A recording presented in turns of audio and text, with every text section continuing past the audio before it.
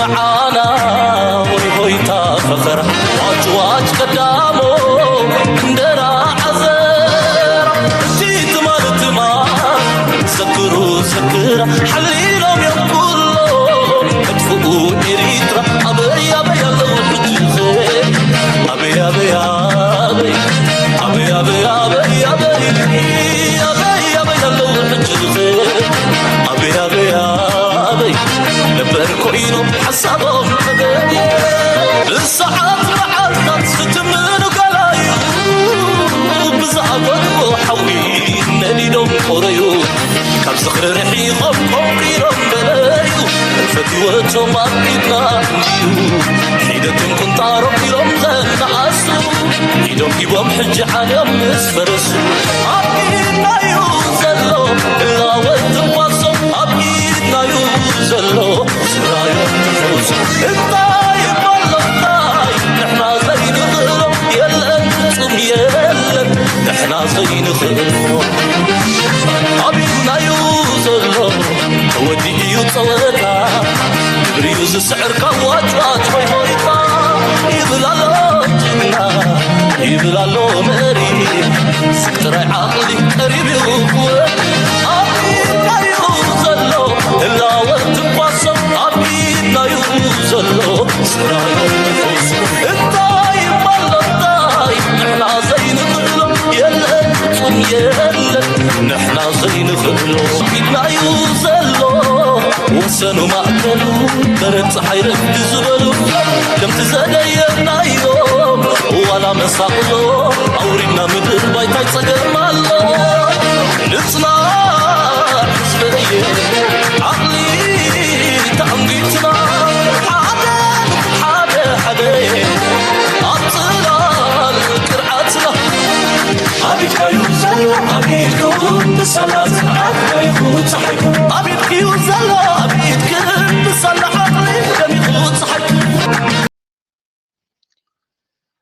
سلام تقطعتلتنا هذا الشانل كما تكونوا تبوك تكونوا ناي وترو تمليتان بحقنانيو لومون كم وترو أقداسن وانا وانت حستوتات حزنا لكم قريبنا لنا أقسام موداتنا إذا مدى مسانا كتصنحوا بخبر نقدمكم لايك مقبار شير مقبار ريتوهم مصحف كم وترو متحساسبي ناي مجمر مدبنايو سلا تقولوا تقبروا دمانا مسجن نزي شانل حقزو بزع دخاميز وسد السرح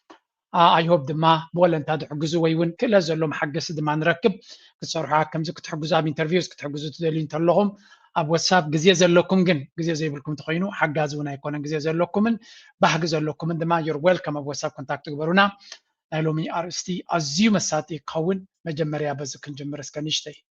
involves Russia, but this time the theater is different. It is not about Ukraine or the US. Moscow has other fish to fry too. It has set its sights on the African nation of Sudan. Russia has worked out an agreement to set up a naval base in Sudan on the coast of the Red Sea.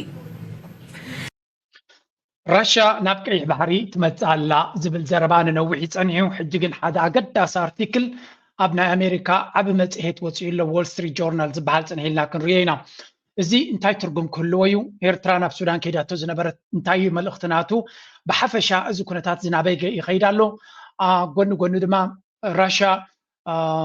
ብዙሕ ነፈርቲ ኩናት ሱዳን ክትባ ትዳሎ ከም ዘላ እውን ይንገራሎ ዝውን ነፍሱ ዝኻለ በኋላ ዘራርባ ድማ ነፈርቲ ኩናት ናይ ሱዳን ኣብ ኤርትራ ተዓቂበን ኣለዋ ዝብል ዘረባ ድማ ንሰምዕ ተሓዋወሰ ዜናታት ንሰምዕ ኣለና መጀመርያ ኣብ ተዓውደ ኩናት መንስማዕ እቲ ኩናት ከመይ ኣሎ ሪና أتي بدحر مجرجات قبرت ولا alliance system مثل دماغنا ببينا very important قدانا السودان أبى قداس مدرك بس كم زلوا تقاتل والله مثلاً نهير ترى مرحي أب فر السودان مخادو نفس زخالة تكونتات أبي بس كم زلوا زم فتي زبلوا زحتنا قرات الله كبيت كوناتي زكاة زلوا نغطر what's going on. He's reportedly regained control of parts of South Kordofan state after an offensive against the paramilitary Rapid Support Forces. Weeks of intense fighting across northwest and South Kordofan states have displaced tens of thousands of people. The UN says more than 1,600 civilians fled Kertala in South Kordofan in just one day. Eva Morgan is in Khartoum for us. So first of all, let's start with the fight. كم نريد لنا انتايم زبل زلو مجمريا سراويتنا السودان يدف كم زلو يزنقر زلو اقد استعوتات يمزقب كم زلو ولا كوات سقاي ناي تزبي بغالات قليس كاون كسغرو دخل انت دي كوني سراويت ناي سودان يدفع له زبل حبريتا بكل من قدي متصالو زدما كاب كتما الفاشر تسعيرو ابز وصلو زنبره كابو وتيو كابن نابتي كوردفان زبحال زيادتي نداد زركبلو بوتاتات زبحال ون نابو غصو RSF نابو غصو بزح عقمي انقساقيس خم زنبره اتعلاما دما نت بوتاتات تي انت تقوصاصيركا زبلت بوزيشن كلوا كخم زغلون جمجيموم نيرم سلازي اتكونتات بوغن سودان زغبر زلو يخون بوغن RSF زغبر زلو كلتيوم حيلتات زحازو حيزوم بتحدى عردناتهم دفعناتهم كدلادلو يدليلو بتخال من قد دما ابزو وانزي انتاينا نرزلنا RSF بفلاي زحازو بوتا حيزو نعود ما صبغ زخونه بوتا حيزو اسفاح في حيزو بتشمغلنا امريكا زغبر زلو كعصص لزخلت من قدي بوتو يحيزو كمنغست تقبالنا نخركب بناي اماراتن بناي كالوت واداتاتن كسرع يزدل زلو سلازي እዚ ጉዳይ እዚ እናደናጎኻ ቦታታትካ ከተስፍሐለካ ስትራቴጂካዊ ቦታ ሒዝካ ሽዑ ኣብ ጣውላ ፀብለልትነት ይልወካ ትገይምኮም እዩ ሰራዊት ሱዳን ድማ ይፈልጦ እዩ ናይ ሰራዊት ሱዳን ጠለባት ድማ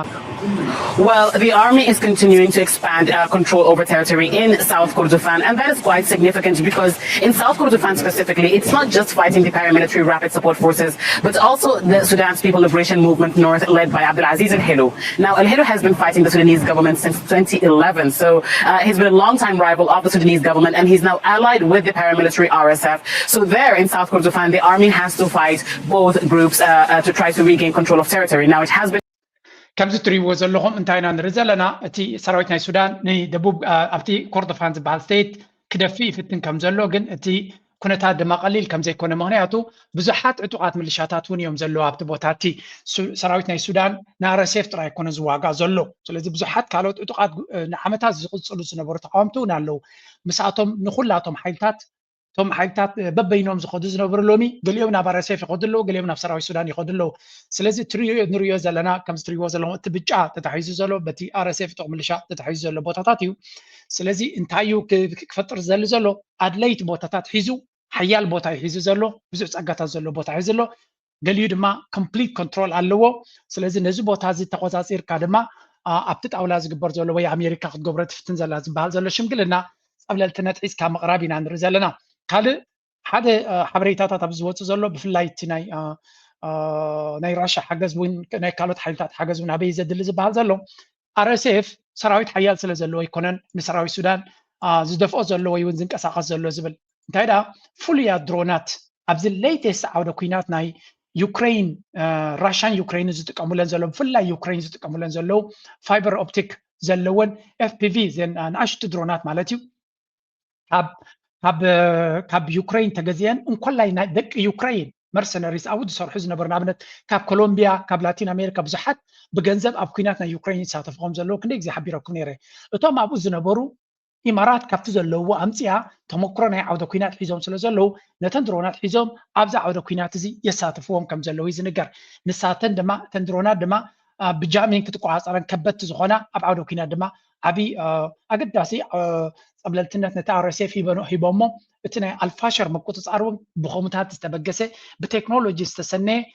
ብገንዘብ ብወርቅን ነዳድን ናይ بفلاي ورك ناي السودان تتقيم كان عوغير كابت بليونات زحفظ زلو مودرن ويرفير ناتتقم كاز زقبر زلو كويناتيو اكم زكونتات كبس اكيلو زبل ريبورت وتيلو زغانتاي زريكا تعاودو كوينات كابترا كوينات زين انتن درونات بحالا زلو ازين ليتست تكنولوجي اب يوكرين زتقملن زلوون نعتاتن امصيخا اب كوينات بمتقام زفتر زلو تزخبده نزي اب ولازي ابا باب النوسا زبال زلو جنبار زغبر زلو كمون ابل فشرون اگداسي استواصو زغبراين زبال زلو ስለዚህ እቲ RSF ዝበሃል ሓይሊ ሃልይዎ ወይ እውን ቅልፅም ሃልይዎ ይኮነን ከንደዚ ምሳቶም ዝረባረብ ዘሎ እንታይ ዳ ካብ ግዜ ናብ ግዜ ምዕቡል ቴክኖሎጂታት jamming systems communication ምዕፃው ዝተፈላለዩ ስልትታት ስለ ዝጥቀም ዘሎ እቲ ኢማራት ካብ ዝተፈላለዩ ዝገዝኦ ገንዘብ ኤክስፐሪመንት ይገብር ስለ ዘሎ RSF تزعبي ناي اكسبيرمنت بوتاي خوين زلو يزبال زلو تي RSF زبال اتوق ملشا امارات كل عينات ناي تشاينا ديو ناي كالو ديو زغزو اصوار عبايتا نكتفتنو عدل هيبوا سلو زلو نتعدل نات تقامت يا اكسبيرمنت تقبر زلا يزبال ብሓፈሻ እቲ ንሪኦ ዘለና ኩነታት ካብ ግዜ ናብ ግዜ እናማዕበለ ይኸይድ ኣሎ ሰራዊት ናይ ሱዳን እውን መግለፂ ሂቦም ነይሮም ስፔሻሊ ምስ ኤርትራ ዘለዎም ኩነታት ተያይዞም ምክንያቱ ነዚ ኩሉ ኣብ ባይታ ንሪኦ ዘለና ምስ ረኣናዮ ነቲ ናይ ራሽያ ምትእትታው እውን ክርዳእና ዝኽእል ሱዳን ኣብ ከመይ ኩነታት ኮይኖም እዮም ከምዚ ዓይነት ውሳነ ዝገብሩ ዘለዉ ክንርዳኣሎም ኣለና የእርስ በርስ ጦርነት ከተጀመረ አንስቶ ወደ ሱዳን አቅንተው የማያውቁት የኤርትራው ፕሬዝዳንት ኢሳያስ አፈወርቂ ሰሞነኛው የፖርት ሱዳን ጉብኝታቸው እያነጋገረ ነው። ከተፋላሚ ወገኖች ባሻገር የብዙ ሀገራት እጅ በሰፊው እንዳለበት በሚነገርበት የሱዳን ጦርነት ላይ የሚፈጠሩ ክስተቶች በሙሉ ከቀጠናውና ከጂኦ ፖለቲካው ጋር ከፍተኛ ቁርኝት ያላቸው መሆናቸው ይነገራል። ዝርዝሩን ይዘናል። ላለፉት 2 ዓመታት ያህል ለብዙዎች እልቂት ምክንያት የሆነ ጦርነት በሚካሄድባት ሱዳንና ከሁለቱ ተፋላሚ ወገኖች ባሻገር የብዙ ሀገራት ስም በሚጠራበት የሱዳኑ የእርስ በርስ ጦርነት ላይ ዕለት ዕለት የሚሰሙ ክስተቶች ከሱዳን አልፎ ምስራቅ አፍሪካ ቀጠናን ከዚያም አልፎ ከተለያዩ ሀገራት ጋር ጥብቅ ቁርኝት ያላቸው እንደሆኑ ይነገራል። በዚህ የሱዳን የእርስ በርስ ጦርነት ውስጥ በተለይም በዋነኝነት ግብጽን የተባበሩት አረብ እንታዮም ዝብሉ ዘለው ኢትዮጵያ በሐፈሻ ዝተፈራረቀ ዜና እዮም ዘውፅኡ ዘለው ሓደ እቲ ናይ ኤርትራ ኣብ ልዕሊ ፕረዚደንት ሃገር ኤርትራ ዝተገበረ ደገፍ ወይ እውን ድሙቕ ኣቀባብላ ብህዝቢ ሱዳን ዝግበር ዘሎ ብሰራዊት ሱዳን ጥራይ ዘይኮነስ ብህዝቢ ሱዳን ዓብይ ሞራል ከም ተሰምዖም ወይ እውን ኣብ ልዕሊ ኤርትራ ኣብ ልዕሊ መርሕነት ናይ ኤርትራ ዘለዎ ምትእምማንን ክብርን ዘንፀባረቐ ኩነታት ብምዃኑ ኤርትራ ፀያቂት ያዶ ገለዶ ገሎ ክትብል እውን ንበዓልካ ከማን ሓደጋ እዩ ንበዓልካ ሓደጋ እዩ ምክንያቱ ናይ ሱዳን ስቃይ ዘይርድኦ ሰብ የለን ኣብ ዘዋን እዚ ሱዳን ድማ ክልተ ጀነራላት ኣይኮኑ ዝዋግኡ ዘለው ክልተ ጀነራላት ዝበሃል እቲ ናሬሽን እዩ ደይ መደይሎም ዝፈጠርዎ እምበር ሱዳን ብፕሮክሲ ዎርያ ትሕመስ ዘላ ብናይ ደገ ሓይልታት ዝሰልጠኑ ሓቅምታት መፂኦም ነቲ ሃገር ኣብ ምብትታና ዓብይ ግደ ይፃወቱ ከም ዘለው ኢና ንርኢ ዘለና ስለዚ ኤርትራ ትገብሮ ዘላ ኣስተዋፅኦ ትክክለኛ ርእሲ ዘለዎ ኢትዮጵያዊ ይኹን ሶማላዊ ይኹን ግብፃዊ ይኹን ወርኤቨር ኣብቲ ከባቢ ዘሎ ኤርትራ ትክክለኛ مرجزي حيزاز الله مخنياتو مس سراويت ناي سودان بس منجست السودان يتمكر زلا بس منجست السودان يتمكر زلا سلازي بس منجستن حزبن حجرن سراويتن ناي تحجر تمكر انت لخان مس حاده نتحجر كبتنز دل زول حيلي تسقعك تسرع تلخان اينا يو ناي صبق حيلي اينا يو خدت ناي حماق حيلي ناخذ قمته كبير يكون اتس فيري سيمبل صح كله اكابيدو كريو زخل سب يالن سلازي اتنا ايرترا ابركتو ابزي وانزي نصورنا خوني زمت زلو سراويت ناي سودان البرهان دم بتتكاغامي زغلو صيو ابزلن كنه زحابو مغلصون كسر احنا في بعض مناطق السودان وفي بعض مناطق دارفور واخص الفاشل هذه المعاناه وهذا ساوت قدم حفشا انتايز بحالزلو زي جنرال البرهان زغبرو زلو منقسقاساتيو بحاده ريبورت اوصيوم نيرم قال كابت مجلسنا تنتهي زبل زلو non-negotiable stance General عبد الفتاح البرهان chairman of the نايت حلفي Council of the Sovereignty زبال مالتيو commander in chief declared that any solution excluding the dismantling and disarming of the rebel militia is unacceptable. ስለዚህ ተመርገጽ ናይ ሰራዊት ሱዳን እንታይ ኮይኑ ዘሎ ናይ ሳፍ ማለትዩ ዝኾነ ይኹን ኩነት ኒ ሕሜትን ነቲ አርኤስኤፍን ዕጥቆም ከውርዱ ዘይገድዶም እንድሕር ኮይኑ ባና ቅቡል ኣይኮነን እዩ ዝብል ዘሎ ብግምጣሉ እዚ ኮምፕሊት ዓወት ከነ መዝግብ ክንክል ኣለና ዝብል ዘረባ እዩ ትሕቶ ድማ ካል ነገር የብሉን እንድሕር ዘይስዒርካዮ እዚ አርኤስኤፍ እንታይ እዩ ዕላማ ግዜ እንድሕር ሂብካዮ ንኢማራት ገንዘብ ኣለዋ ብዙሓት ሰራዊት ከተሰልጥን እያ ብዙሕ ዕጡቅ ምልሻ እዚ መርሰነሪስ ከተምፅያ ምክንያቱ ሓደ 3 ዓመት ናይ ዶናልድ ትራምፕ ኣለዋ ዶናልድ ትራምፕ ድማ ንሪኦ ኣለና ድሕርሕር እምበር ንኢማራት ዝኾነ ይኹን ስጉምቲ ክወስድ ድሌት ከም ዘይብሉ ንርኢ ኣለና ስለዚ ቀልጢፍካ ነዚ ዓይሊ እዚ ትክስዕሮ እንተዘይክኢልካ አርኤስኤፍ መጠን ግዜ ዝወሰደ መጠኑ ክሕይለሉ ዝኽእል ኩነታት እውን ኣሎ ተመክሮ ናይ ኩናት ይውስኽ ኣሎ ገንዘብ ክሳብ ዘሎ ድማ ኣብ ኣፍሪካ መዓት ቅልውላውን ድኽነትን ኣብ ኢትዮጵያ ዘሎ ቅልውላውን ድኽነትን ረይዎ ብዙሕ ስራሕ ዘይብሉ መንእሰይ ኣሎ ውትድርና ኣመና ዝመረሮ ኣሎ እቲ ወታደር ዝነበረ ብቁሩብ ገንዘብ ማለት ብቁሩብ ነገር ካብቲ ናይ ኢትዮጵያ ሰራዊት ሕምስምስ ኢሉ ዘሎ ኣምፂኻ በዚ ናይ ጋምቤላ መሰልጠኒ ቦታ ገይሮሞ ዘለው ወታደራዊ ዓቕሚ ዘለዎ ጥራይ ምስ ቴክኖሎጂ ገለገለ ኣላሊኻ ናብ ኩናት ንኽትእትዎ እሞ ለትሰይ 5,000 ብር ዝወስድ ዘሎ $300 ክትወስድ ኢኻ $400 ክትወስድ ኢኻ እንድሕር ኢልካዮ ክንደይ ሰራዊት ካብዚ ኩሉ ሚልዮናት ክትረከብ ከም ትኽእል ምርዳእ የድሊ ስለዚ መጠኑ ኢትዮጵያ ቀለውላዋ እናኸበደ ዝኸደ መጠኑ ኢማራት ዝደለየቶ ንክትገብር ولا أبي بالله كبلو زي كلو بخالد ما تزبي دخلنا سلزلو سراويت نخد قصر قليلي ولا في السودان ونكمو ما عاد شجر سلزلو عدل سينو نابتو كينا زاتو دموز دلي جنزب دلي زاتو كلي سلازي أبجعتكمو أبدو في السودان ما عاد شجر له كابزو كل شجرات وتهدر كونا كاز قلب جنزب هيتسنيها እዚ ነዚ ኩነታት እዚ መዝሚዛ ኢማራት ገንዘብ ስለ ዘሎ ዓቕሚ ስለ ዘሎ ነቲ ኩናት ከተናውሖ ከቢድ ክኸውን ኣይክእልኒ ብግምት ኣሉ ንሱዳን ብዋጋ ናይቲ ሃገር ስለ ዝካየድ ዘሎ እቲ ሃገር ብከምዚ መንገዲ ቀስ ኢላ እናተዋግአት ክትቅፅል ኣይትኽእልኒ እዚ ሲስተም ኮላፕስ እውን ክገብር ክእል ኦልሬዲ ኮላፕስ ገይሩ ነይሩ እንዲ ግን ብዝገደደ ክኸብር ይኽእል ስለዚ ክስዕሩ ክኽእሉ ኣለዎም ዝብል ኣረኣያ ኢና ንርኢ ዘለና war realities. He emphasized that the scale of bloodshed and suffering, especially in Darfur and Al-Fashir, leaves Sudan with only one option, ending the militia. ስለዚህ ብዙሕ ደም ወይ እውን ስፍሓት ናይቲ ኩናት ደም ዝፈስስ ዘሎ ስቃይ ኣብ ልዕሊ ህዝቢ ኣብ ዳርፎር ብፍላይ ድማ ኣብ ከተማ ኣልፋሸርን ኣከባቢያ ዘጋጥም ዘሎ ነዚ ምልሻ እንተደይስዕርካዮ ሰላም ከምዘየለ እዩ ዝብል ዘሎ بخالد ميليتري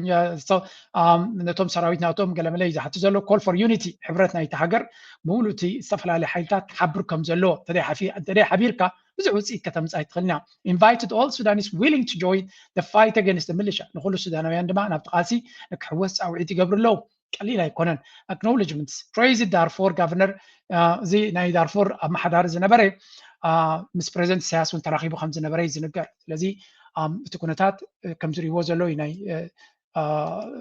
دقف ناي تزبي ويكا موبيلايزيشن ناي تزبي نخفتريو زعر زلو البرهان ناير ترا ممتعدما ناي بريزنت يرترا ممتعدما حدا قداسي بعتانيرو باي ذا واي بريزنت يرترا نهاجرو تمليس خم زلو يزنقر زلو سلازي تكوينات اب كبيد زخونه بدو اب زلو لغزي إنا نرزلنا كابز قتيلو أفتانا مجمري عرسنا كملسنا حجي what is exactly going on Russia's first naval base in Africa.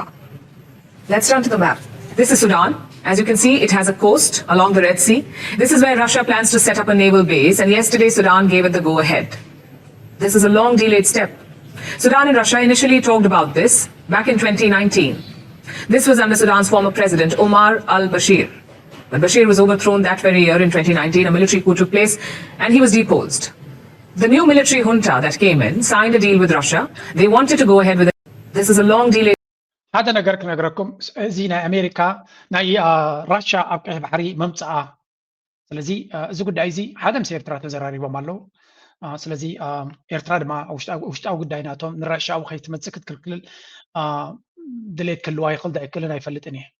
but at the end of the day السودان زلات كونتات أبقمتي تقا هذا عبي سوبر باور أبقون هاك هونا لو مهنياتو أمريكا بنتصور مس إمارات كوينا مسار سيف وجينا هم زلا سلنا رزلنا السعودية يكون قبس دما نتي بوزيشن أمريكا بذكر عبد الرجال لو تخبروا لايك على سلزي it might be critical لراشا كتمت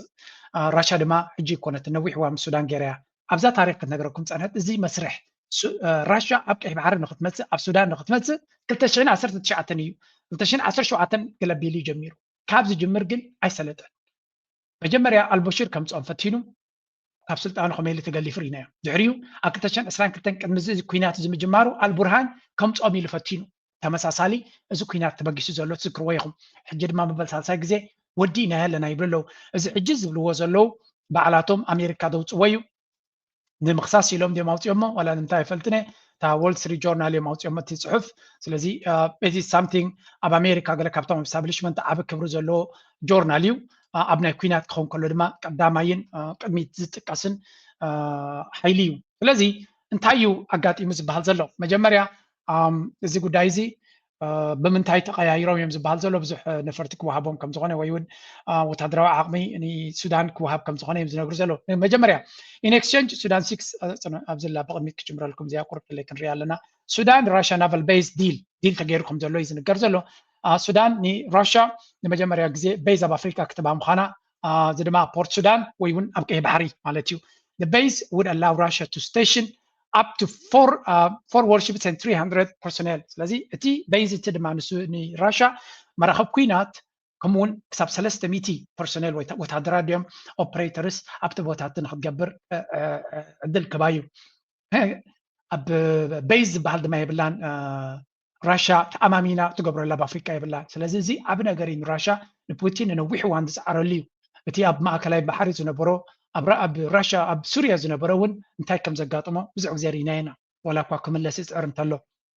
ስለዚህ with rights to bring weapons, air defense and electronic warfare systems ስለዚህ ኩሉ ዓይነት ወታደራዊ ዓቕሚ ንኸምፅእ ዕድል ክቦይ this would give Russia a strategic foothold near the Suez Canal, a vital global trade route ስለዚህ ፑቲን ኣብዚ ቦታ እዚ ምምፁ መን ክቃወም ተገበአ ኢኻ ክትብል ትኽእል ኣብዚ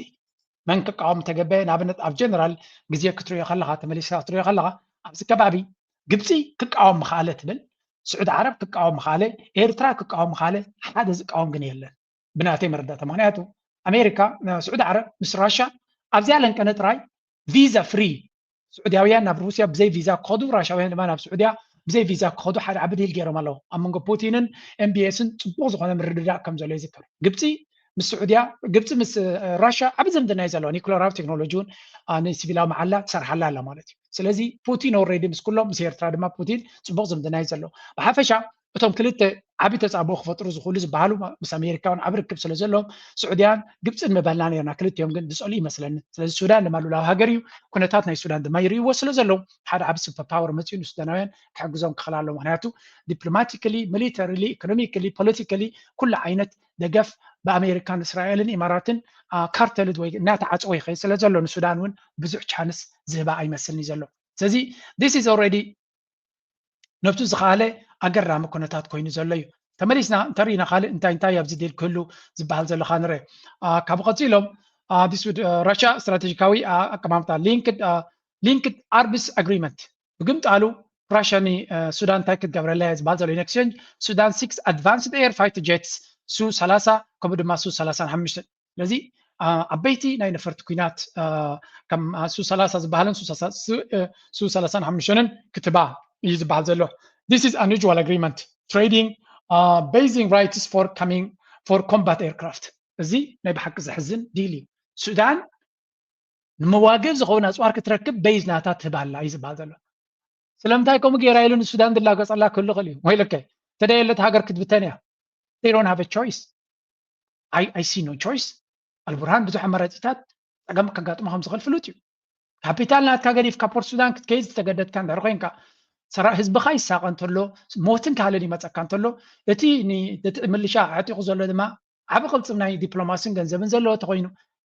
اماراتي بلكا اكم زخاي تود كل جينا اخت دالله كاجن كل جينا سلام كل يديل كجبرز جبوجن نزاديل زي ابو زي سلامون كل كيلو ما ميرو امريكا حججن راشا ازي حيل سلو زلو امريكا خد كل كيلو تدخل كونتاتون صبيبي ስለዚ እቲ ኩናት ንሱዳናውያን ብዘይ ዓበ ሓገዝ ዳይሬክት ናይ ራሽያ ሓገዝ ገጢሞም ኣብ ፅቡቕ ኩነታት ኣብፅሖም ኣለዉ ናይ ራሽያ ከምዚ ዓይነት ናይ ኤየር ሱፕሪዮሪቲ ክቦም ትዝኽእል ኩነታት ተፈጢሩ ነቲ RSF ዝበሃል ብፍላይ ኣብ ሱዳን እየ ዝብለኩም ዘሎ ብፍላይ ኣብ ከም ሱዳን ዝኣመሰለ ሃገር ብነፈርትን ብቴክኖሎጂ እንተዘይፀብሊልካ ኣዝዩ ከቢድ ክትዋጋእ ጎቦታት የብሉ ትኽኢሉ ሰጣሕ ጎላጉል ሰሃራ ስለዚ እቲ ኩናት ከቢድ እዩ ብፍላይ ድሮናት ተሎኻ ትብፀላይኻ ወገን ኣብ ጎላጉል كبي كساكني كدمت وتقول سلازي السودان امارات ابزي بالله زديل تقبل على this is an unusual agreement يوم زلو سلازي Russia has recently exported Su-35 to Algeria and had reportedly to Iran and Ethiopia when كاباتهم كتوسط كم دخانات يزنقر زلو political and security context the original سلازي بحفشة السودان نزو كنتات تقبر زلا أمارات أبزي بالله زي تقبر خمسة لنا نرزلنا strategic implication تايس الواقع متسيخل نزبل دما if finalized it would be Russia's first permanent naval base in Africa since the Soviet era. The deal could reshape Red Sea security dynamics affecting Egypt, Ethiopia, Gulf states. أبزي تبليسنا مسنري حدا نقر يكلير أبي أحمد I'm going to give you one thing. ተዘግቶ መኖር ይበቃል። ታሪክ ስነ ህዝብና ኢኮኖሚ ያልነሳንን ሴራ እስከ ወዲያኛው ሊነፍገን አይገባም። ይህ የመደመር ትውልድ እያነሳው ያለ ጥያቄ እያስተጋባው ያለ ድምጽ ነው። ሀገር የሆነኝ ብላ ከያዘቻቸው ከስብራቶች መካከል ነው ላቃናቸው ቆርጫለሁ ካለቻቸው ብሔራዊ ጥቅሞቻችን አንዱም ዋነኛውም ነው የባህር በር የማግኘት ጉዳይ። እርግጥ ነው ኢትዮጵያን በታሪክ ገጽ የፈለጉ ሁሉ ቅድመ አክሱም እና ከአክሱም በኋላ ብለን በሁለት ብንከፍል አክሱም ብዙ የተነገረለት ስለሆነ ቅድመ አክሱም የዛሬ 2500 ዓመት ዓለም ገደማ አሁን 3000-4000 ገደማ ሆኗል ማለት ነው የፑንት ስልጣኔ ነበረ። كم تري ودلهم أبي أحمد أبزر latest interview ناتو بزعبة بحري direct لا يتزاربن جي اتعلم انتايو كي تزارب سلا تبالي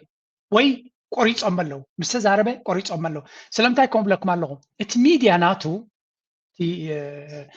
سبين دغبر وي بروباغندا زغبر ميديا ناتو انتاي غبرالو بعلهم ناي بحر زملكت كاي بحر زملكت ناي ارترا زملكت عبريتا ايتيوب بتونس غوبو ناي ارترا خيتكس ابزياون تك عبد هنيرو كي تزاربا استبالي يتمثل استوعلوا له تكونتات نكتاتلو سلازلنا يوزي let me give you one there is one okay زياد راه كنت كتحازلكم يحنت سيجمنت يبوم نيرم ابزي زيا let's see ابزيا ኢልዋን يرينا ይሄ ዘመን የኢትዮጵያ ብልጽግና ዘመን ስለሆነ የሚቆም ነገር አይኖርም እና ምን እናርገኛ ካላችሁ አቅጣጫ አንደኛው ሶቨርኒቲ ነው ሉዓላዊነት የፖሊሲ ሶቨርኒቲ የምግብ ሶቨርኒቲ የሐሳብ ሶቨርኒቲ የተረጋገጠበትን ኢትዮጵያ መፍጠር መስራት መግራት ይጠበቅብናል ስለዚህ ከምትሪ ወደለሁም እቲ ሶቨርኒቲ ክብል ከሎ አብዝሕ ግዜ ባሕሪ ይትወላ ነይሩ ወይ ቆሪጾም አልዮም አለው ወይ ድማ ንኸይ ዛረብት መጠንቀቅታ ተዋሂብዎ let's be clear ስለምንታይ በሚዲያ ናቱ ንሱ ብቐጥታ ምዝራብ ኣብ ነፍሲ ወከፍ ከምዚ ሌክቸር ብዛዕባ ቀይ ባሕር ከይተዛረበ ይሓልፍኒ ነይሩ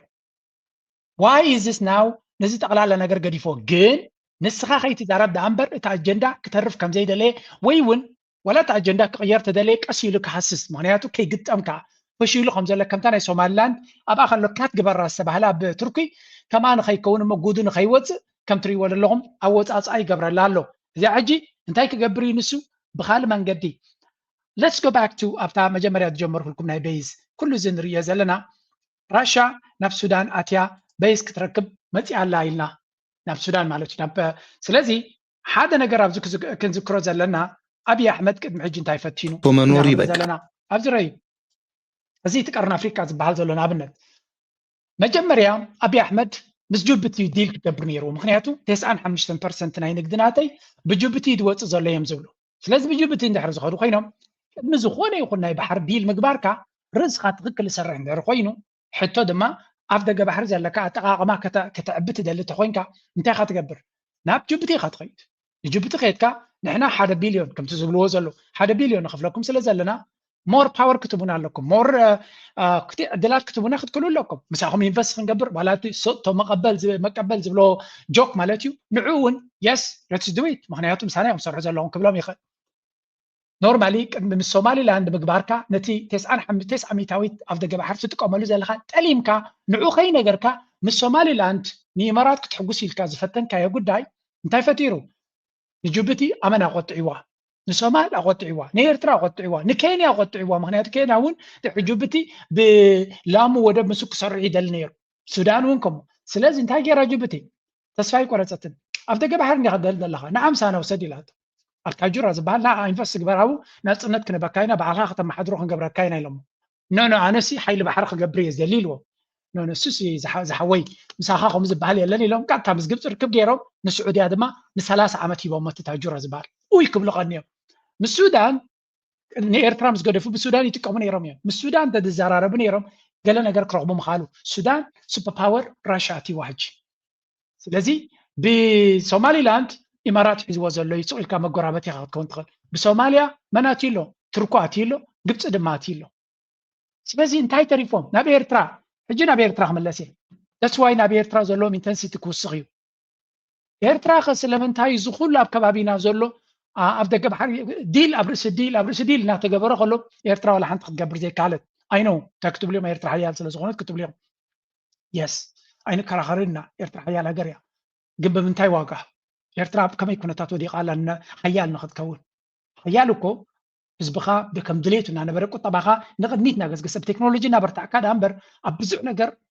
حيلي أب وتحضر عقمت رئيس لذا تقركا حيال ندعرقينكا مسجزية كتسات خليقة سلازي إرترا إذا كل نريزلنا بيمانا تقابلنا نزقبر زلو ديلس I don't know إرترا انتايو تي أب موداتا زعات ونازلو سلامتاي إذا سبا زياتهم أنت أرنا انتايان كيلو مالو استوعي الكاميرا أيكر ليناي because أنا كم زكا كجانن ويون كسم بالنسب دليت بالليل السودان ذات وزلو شجر سلزقات أمام يمسقبر وزلو كم خجت بناين دلنينا جن كل جينا دما زوات أكا مقبار أقداسي أبزر يجي إتي نساتهم حسيبا مزلو مسلات أبي وام سلزلنبر አንጻር ኤርትራ ሐሲቦም ዘለው ስምዑ አብዚ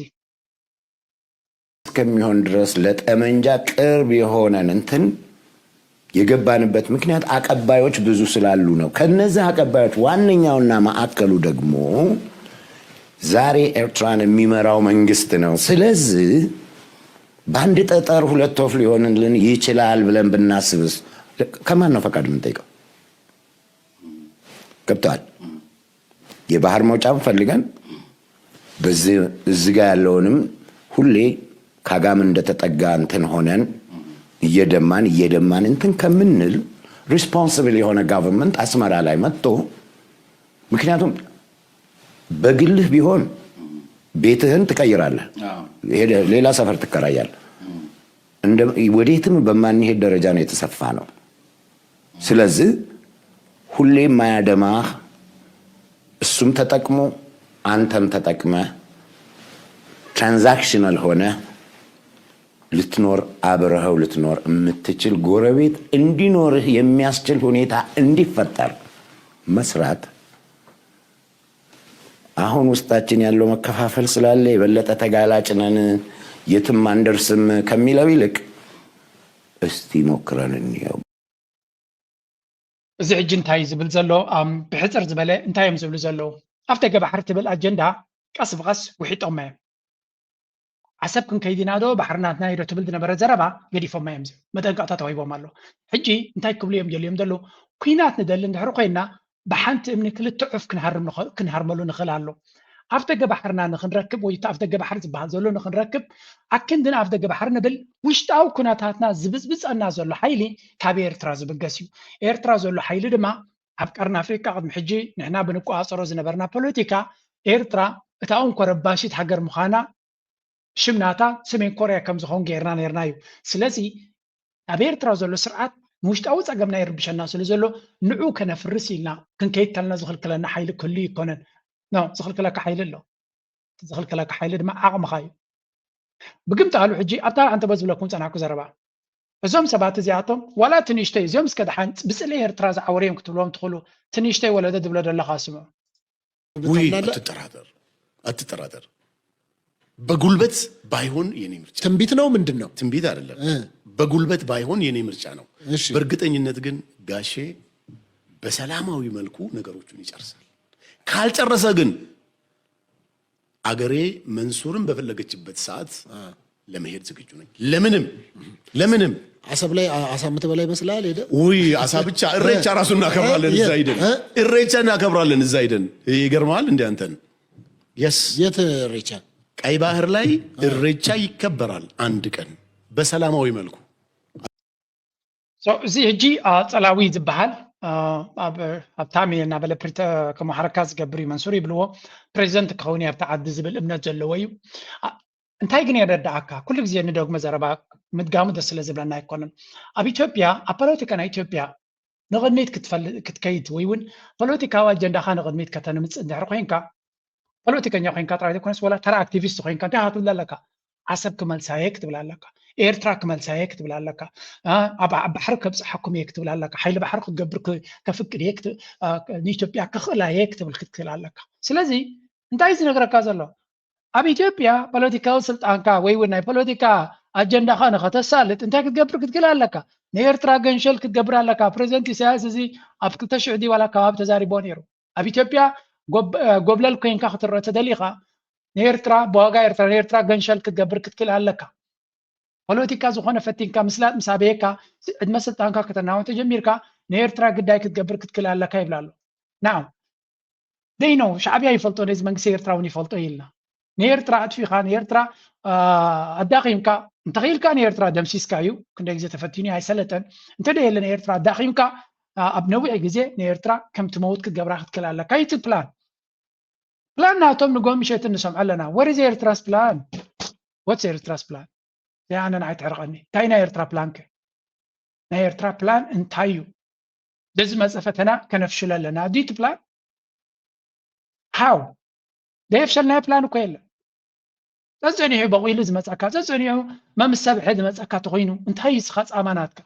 ንስኻ ክትከላኸሎ ጥራይኻ እንታይ ካ ክትገብር ዘለካ? ኣነ ነት መንግስቲ ኤርትራ ስለምታይ ነቲ ናቱ ዝገብሮ ዘሎ ንሱ ጥራይ ትፈልጦ ብዛዕባ ኣብ ውሽጡ ዝሓስቦ ኣይፈልጥን እየ ኣነ ግን ኤርትራዊ ዜጋ ስለ ዝኾንኩ ንዓይ ዝረኣየኒ ርእቶ ኣለኒ ትርኢቶ ናተይ ግን እንታይ ናይ ኤርትራ ስትራቴጂካዊ ዕላማ ኣብ ቀርኒ ኣፍሪካ ኣብዚ ናተይ ቻነል ብዙሓት ዓበይቲ ኣጋያሽ ኣምፅአ ኢዝ ኖ ኣንሰር መልሲ የለን ፅቡቅ ጉርብትና ክህልወና ምስ ጎረባብትና ሰላም ክንነብር ጎረባብትካ ከጥፍኡካ ዝደልዩ ኮይኖም ከንታይ ትገብሮ ክንምክቶም ድያ ትኽከውን ንሳቶም ዶ ሓሓ ኢሎም መፅኦም ከዳኽሙና ካልኣይ ድማ ቀፃሊ ከምዚ ዓይነት ፈተና ከም ዝመፀና ንፈልጥ ኮይና ዋይናት ምስ ዓበይቲ ሃገራት ሽርክነት ጌርና የስ በይንኻ ትነብርኒ ካብ ዓለም ዲፕሎማት ዳስዋይ ኮ ግብፂ ንኸይድ ኣለና ዳስዋይ ኮ ምስ ስዑድያ ርክብ ንገብር ዘለና ዳስዋይ ኮ ምስ ቻይናን ራሽያን ርክብ ንገብር ዘለና ዲፕሎማሲ ኣለካ ፕሬዚደንት ሲያስ ብተደጋጋሚ በይንኻ ክትነብር ኣይትኽእልኒ ኻ ይዝብል ኩሉ ግዜ በይንኻ ክትነብር ኣይትኽእልኒ ኻ ምስ ካልእ ሰብ ክሰርሕ ኣለካ ይብል የስ 100% ሹር ስለምንታይ ኤርትራ ሓደ ኮንክሪት ዝኾነ ርክብ ክትገብር ዘይከኣለት ምክንያቱ እዚኣ ዘረባ እዚኣ ክዛረበኩም ከለዉ ምናልባት ገሊኹም ሳይ ክትቀያየሙ ወይ ከይትሕጎሱ ትኽእሉ ኢኹም ግን ንምንታይ ይዛረባ ኣለኹ ግን ኣነ ይፈልጥ ኣለኹ ሓንቲ ነገር ክነግረኩም እየ መኖር ይበቃል ኣብዚ እንታይ ኢልና ነርና መሲልኩም ቅድሚ ሕጂ ፕሬዚደንት ሲያስ ናይ ወፃኢ ሓይሊ ክረክብ ናይ ወፃኢ ቤይዝ ከምዘይድግፍ ኣብዛ ዝሓለፈት ኢንተርቪው ናቱን ሰሚዕና ነርና ግን ንሪኦ ዘለና ኣብዪ ኣሕመድ ምስ ሶማሊላንድ ኣብ ዝኸደሉ ግዜ ስለምንታይ ንሶማሊላንድ ዝሓሰቦ ሶማሊላንድ ክበካ እናበለቶ ከሎ እቲ ፕላን ስለምንታይ ተጠው ኢሉ ንዝብል መልሲ ናቱ እንታይ ነይሩ ሕብረት ኣፍሪቃ ካብ ኢትዮጵያ ንኽእለ ክንገብረካ ኢና ኢሎሞ ድሕሪ ናብ ሶማሊላንድ ገፅካ ተንከስ ኢልካ ከትካ ነዚ ትገብሮ ዘለካ እዮም እዩ ከተግብረ ኢልካ ከይድ ተፈቲንካ ሕብረት ኣፍሪቃ ቤይዝ ናቱ ካብ ኢትዮጵያ ከም ዝብንቋር ክንገብሮ ኢና ድሕሪኡ እቲ ትገብሮ ንሕና ክንርአካ ኢና ኢሎሞ ኣብዪ ኣሕመድ ብዘይ በዓል ሕደር ኩላ ነገር ገዲፉ ቃልዩ ኤምኦዩ ቀዲዱ ደርቢዎ ሶማሊላንድ ንዓበጃ ከናበልዎ ኣይደለን ኢሉ ገዲፍዎ ንኤርትራ ግን ካብ ናይ ሶማሊላንድ ብዝገደደ መልክዕ ብቃላቱ ክወራ ከም ዝደሊ ታሪካዊ ስሕተት ክእሩመየ 30 ዓመት ድማ ክወስድ ዘለ ኣይኮነን ውግን ተጀሚሩ ድማ ቀሊል ክኸውን ኣብ ዓሰብ ሰብ ኣይቀመጥን እዩ ብኤርትራ ከምዚ እዩ ህዝቢ ኤርትራ ንመንግስቲ ኤርትራ ይፀልኦ እዩ ስለዚ ነቲ መንግስቲ ክንቅይራ ኩሉ ዓይነት ንኩናት ዝኸውን ነቲ ግዛእታዊ ሓድነትን ደቡን ኩሉ ጥሒሱ ኣንፃርና ዘይበለ የብሉ ሕብረት ኣፍሪቃ እንታይ ኢልዎ ናፊንግ ወላ ሓንቲ ኣይበለን ሕብረት ኣፍሪቃ ስለምንታይ ኣብ ኤርትራ ክኾን ከሎ ንኤርትራ ሱፐር ፓወር ኣብ ጎና ደው ኢሉ ስለምንታይ ናይ ኤርትራ ክሒድካ ኢሉ ዝሓትት ከምዘየለ ስለ ዝፈልጥ እዩ ምዝሚዙ ከም ዝገብር ዘሎ ኤርትራ ተፀላኢት ንክትከውን ስለተገበረት ኤርትራ ድማ ሓደ ዓብ ዲል ምስ ዓበይቲ ሃገራት ክትገብር ስለዘይከኣለት ሶሪ ተትገብር ነይራ ሓደ ኣካል ሄይ መግለፂ ውፅኡ እዚ ኩሉ እናዓንደሮ ከሎ መግለፂ ውፅኡ ትብሎ ዘለካ ንኤርትራ ክሕጉስ ኢሉ ዘይኮነስ ትብሎ ዘለካ ጌጋ እዩ ምክንያቱ ናይ ቻርተር ናይ ዩናይትድ ኔሽን ኢኻ ትጥሕዝ ዘለካ ልውላውነትን ግዛእታዊ ሓድነትን መትከላት ናይ ዩኤን ኢኻ ትጥሕዝ ዘለካ ስለዚ እዚ ቅቡል ኣይኮነን ኢሉ መግለፂ ከውፅእ ምተገበአ ራሽያ ድዩ ቻይና ድዩ ኣሜሪካ ድዩ they don't care ዛ ኤርትራ ሓንቲ መግለፂ ከውፅእ ይከኣሉ ፅቡቅ ነገር ኤርትራ ሓያል ስለዝኾነት ስጉምቲ ክወስድ ኣይከኣለን ይሕርሕር ይብል ኣሎ ብከምዚ መንገዲ ግን ክሳዕ ክንደይ ክትቅፅል ትኽእል ከመይ ኤርትራውያን ክንሓትት ኣለና ክንሓስብ ክንክል ኣለና ክንፅዕር ክንክል ኣለና ነባር መንግስቲ የለን ድሕሪ 20 ዓመት ኤርትራ እንታይ ክትከውን ከምዚ ኢሎም ድሕሪ 20 ዓመት ንሳቶም 150 ሚልዮን በፂሕና ኢሎም ዶም ከም ብሓድሽ ተሃዲድ ትገብሩ ከም ብሓድሽ ፖለቲካዊ ፀቕጢ ክገብሩ ከም ብሓድሽ ዲፕሎማስያዊ ፀቕጢ ክገብሩ ወይስ ኤርትራ እንታይ ትፕላናታ እዚ ኣነ ንዓይ ሓደ ካብቲ ጥቃስ ዘይበኒ ነገር እንተለሲ እዩ ኣነ ንገለይኹም ትራንኩሊቲ ዝቅሱ ትኾኑ እቶም ንዓይ ተቃዋሚ ሰባት ስለ ዘለኹም ንዓኹም ድቃስ ይበኩም ይኸውን ንዓይ ግን ድቃስ ኣይበንን ኤርትራ ድሕሪ 20 ዓመት እንታይ ዓይነት ፈተና ክህልዋ እዩ እዚ ሕጂ ድሕሪ 34 ዓመት ናይ ናፅነትና ሎሚ እውን መፅኡ ንሉላውነትና ዝፈታትን ሓይሊ ንሪኦ ዘለና ዓቕሚ ስኢኑ እምበር ሰራዊት ገይሩ ክወረና ዘይፀልእ ድሮናት ቀሪበ ኣለኹም ድሮናት ክድምሰኩም እየ እናበለ ዝፍክር እዚ ትሪእዎ ዘለኹም ኣምባሳደር ቢንያም በርሀ ደውፅኦ እዩ ኣብ 2007 እቲ ኮሚሽን ዶብ ናይ ኤርትራን ኢትዮጵያን ኣብ ሄግ ዝመደበሩ ዝወሰኖ ብይን እቲ ዝሃብናዮ ውሳኔ ክልቴን ሃገራት ተረዳድየን ነቲ ካርታ ኣብ ባይታ ከተግብሮ ተዘይክኢለን ከም ዝተተግበረ ኢና ንፈልጥ ኢሉ ምክንያቱ ብቪርቹዋል ዲማርኬሽን ስለ ዘሎ ኣብ ባይታ ክትገብርዎ ግዜ ይብናት ማለት እንተዘይተገይረ ግን እቲ ጉዳይ ዶብ ከም ዝተፈትሐ ጌርና ኢና ንፈልጦ ኢሉ ከይዙ ዓፅዩ ስለዚ ኤርትራ ብዓለም ለኻዊ ሕጊ ዶባ ንፁር ክነሱ ንከምዚ ዓይነት ዝነፀረ ዶብ እንኮላይ ማሕበረሰብ ዓለም ንኣብዪ ኣሕመድ ትጋገለካ ኢሉ መጠንቀቕታ ክባ ይከኣለን ወይ እውን እዚ ትብሎ ዘለካ እንተቐፂልካ እዚ ክወርደካ ኮንሲኮንስ ክህልወካ እዩ ዝበለ የለን ኣይኤምኤፍ ገንዘብ ህበሎ ወርልድ ባንክ ገንዘብ ህበሎ ቻይና ተለቁሓላ ራሽያ ኣፅዋር ክሸጠልካ የልንሎ ይብላ ኣሎ ኤውሮፓ ሕብረት 200 ሚሊዮን ኣብ ዝሓለፈ ኣፍሪካ ዩሮፕ ጌት ወይ ገለ ዝብል 200 ሚሊዮን ሂቦሞ ጣልያን ኢንቨስት ይገብረሉ ኣሎ ራሻ ሰራዊቱ ክሕግዘካ ይብሎ ኣሎ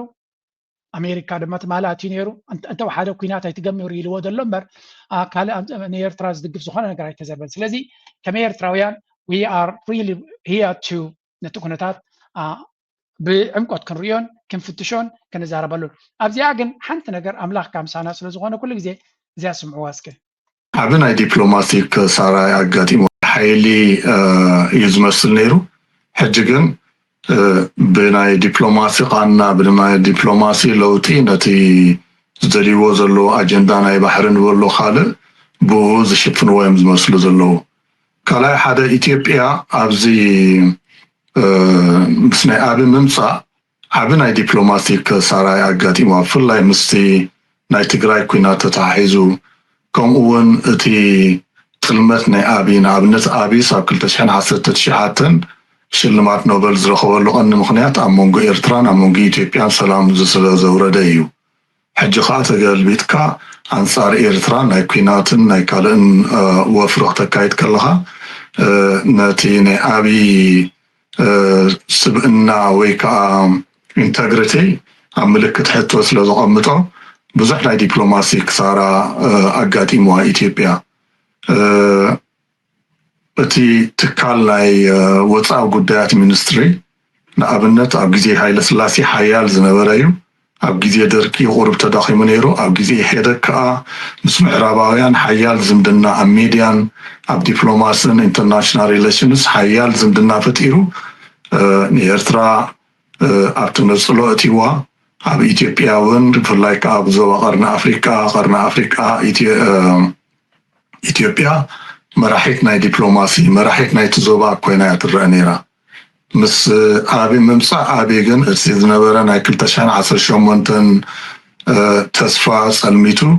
إثيوبيا دارجانا بتنصلو يا أتيا سلازي بالسجنا نزي نكلوت زليز مسلزلو حاجة عم محبرة عالم كيتكا نيرترا خنوررينا بحرق نحزينا أسمرا خنعطينا تفلتخينكا محبرة عالم نبتنصلو يزأتوكا إثيوبيا بزحالف أوارح فلا بزحالف عامت أبي كساب عصر كنحزينا بحرق نحزينا خابز بولولو وان جميرو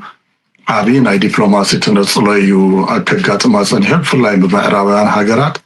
حجين عون مفواس حدش ناي بوليس متتتاو زكايدو زلو يمز مسلو إذا قديوم زتنا توسط بولو تاريخ أبجك كاتا حمشيت نتبي إثيوبيا عباي هاجر كنجبرا كسب بحري كهلونا أبتزوبا حيال كنا خنرأي ناي عباي كتب أبوتو بسيحنا يالنا حجوخا عمليسنا خنا حبينا زبرو تخالي تاريخ أنصار إيرترا زبرو ناي تنصلو بوليسي كتاكايد تدل خمزرلاي زرعي كمت دكتور سامسون زبالو أبكل تشحن عصر شمونتن عصر تشيعتن إيرتراويان فتوتنا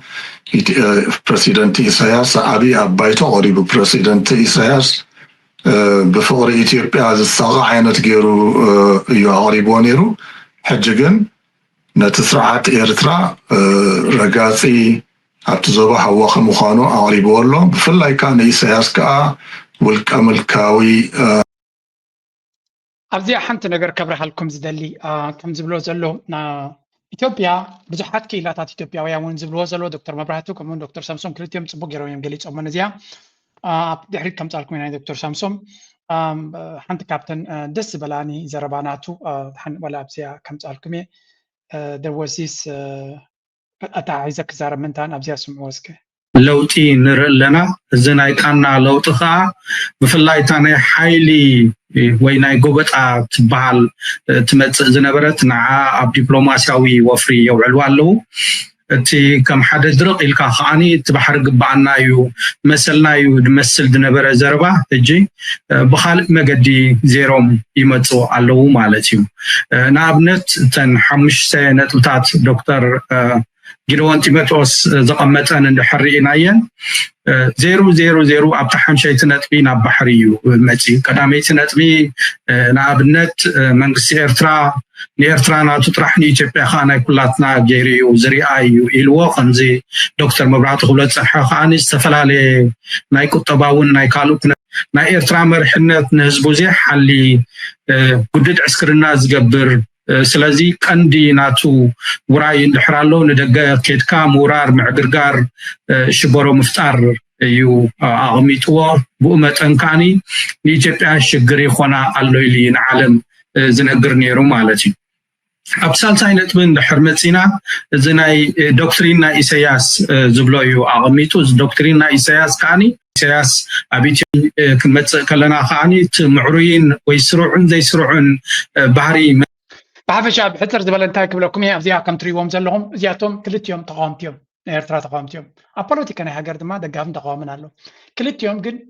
ኣብቲ ንህዝቦም ነቲ ህዝቢ ዝነግርዎ ዘለዉ እንታይ እዮም ዝብሉ ብሕፅር ዝበለ ክነግረኩም ኣብይ ኣሕመድ ረሳሕ ገይሚ ክፃወት ዝደሊ ዘሎ ንፕሬዚደንት ኤርትራ ይኹን ንመንግስቲ ኤርትራ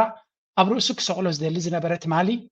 መንግስቲ ኤርትራ ካብቲ 2018 ክሳብ ሕጂ ወላ ሓንቲ ነገር ኣይተቐየረን ድማ ስለዚ ሽዑ መልኣኽ ኮይኑ ንኣጀንዳኻ ምሱ ኮይንካ ድሌትካ ክትገብሮ ኢልካ ሎሚ መንግስቲ ኤርትራ ኣንጻር ህዝቢ ኤርትራ እዩ ኢልካ ክትግስግስ ምፍታን ንህዝቢ ኤርትራ ስለትሓሊ ዘይኮነ ዕላማኻ ካልእ ምዃኑ ኢና ንፈልጥ ስለዚ ኣብዚ እዋን እዚ ናትካ ንመንግስቲ ኤርትራ ምፅላእ ነቲ ኣብ ተቃውሞ ዘሎ ርእሱ ዘለዎ ኣብ ጎንኻ ንመምፃእ ትፈጥሮ ዘለካ ኢኻ ኖ ንኤርትራ ክድምስስ የና በልካ ኣብ ጎንኻ ዝስለፍ የለን ዝብል መልእክቲ እዮም ዘመሓላልፉ ትክክለኛ ኤርትራዊ ድማ እዚ እቲ ኩነታት ኣብይ ኣሕመድ ንኤርትራውያን ዝነበረና ጋብ ከነፅበብ እዩ ዝገብረና ዘሎ ተቃዋሚ ክኸውን ይኽእል ሰብ ካልእ ሕቶታት ኣብ መንግስቲ ክህልዎ ይኽእል ግን ኣብ ኤርትራውነት ክንደራደር ወይ እውን ኣብ ኤርትራውነት ክንበኣስ የብልናን ኤርትራ ናይ ኩልና እያ ውሑድ ህዝቢ እዩ ተቃዋማይን ደጋፋይን ኢልካ ይተፈላለየ ክልቲኻ ብሓደ ከለካ ውሑድ ህዝቢ ኢኻ ስለዚ ውሑድ ህዝቢ ስለ ዝኾንካ ዘለካ ፀገም በዓልካ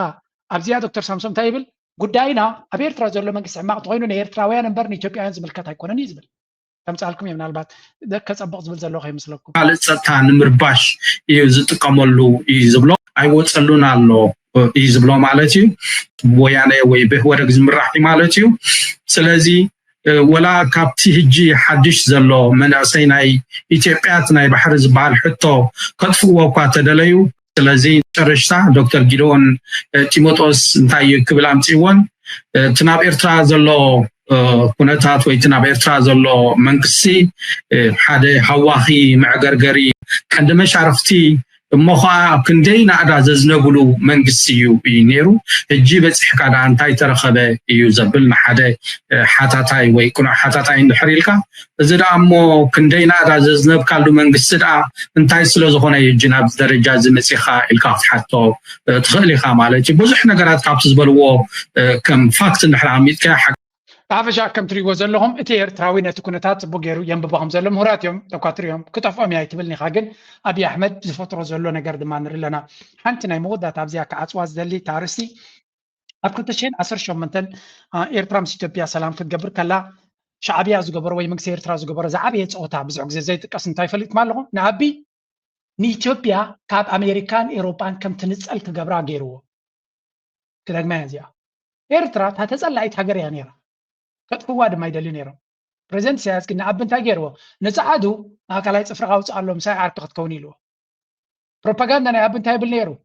ኖ ሞር ዝብል እንታይ ማለት እዩ ንምዕራባዊ ዓለም ኣይትምፅኡና ኣይትፅለውና ኣይትህረሙና ኣነ በይነይ ክኸይደ ከም ኤርትራ ናፃ ክኸውን ኢሎም ንኤርትራ ብኸመይ እዮም ዝፈትዋ ነይሮም ከም ኤርትራ ክኾኑ ይደልዩ ነይሮም ኢንዲፐንደንት ፖሊስ ክህልዎም ይደልዩ ነይሮም እዚ ኸ እንታይ ገይሩ ነቲ ኢትዮጵያ ኣብ ግዜ ኢህኣደግ በዓል መለስ ዝነደቕዎ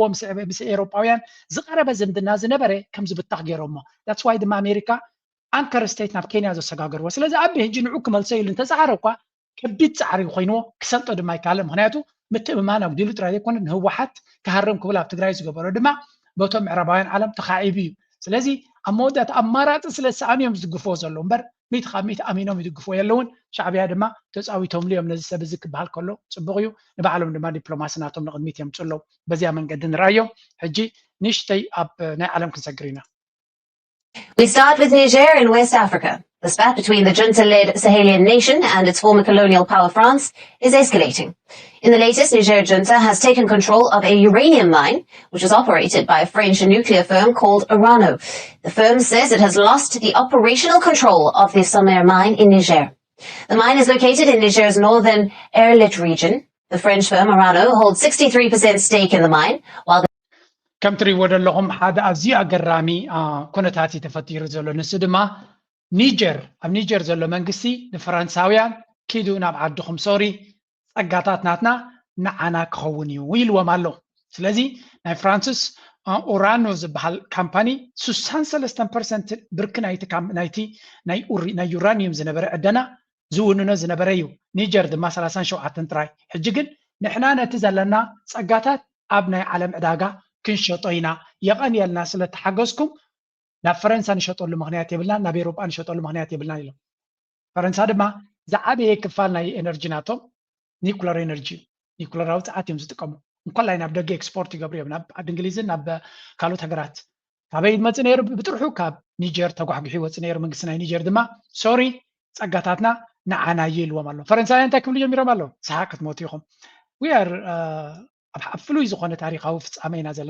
Niger government owns around 37%.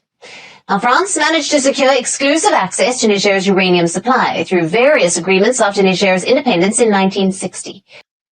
أساسات بحرناتنا ناي نيجر زقات أمدرامي نيرو كطبعا ناي فرنسا تنهي لك اسمعكم يسمعوا بزي. We're joined by our international affairs editor, Angela Diffley. Angela, France and the European Union, they're not delighted by this news, are they? They're not delighted, no. As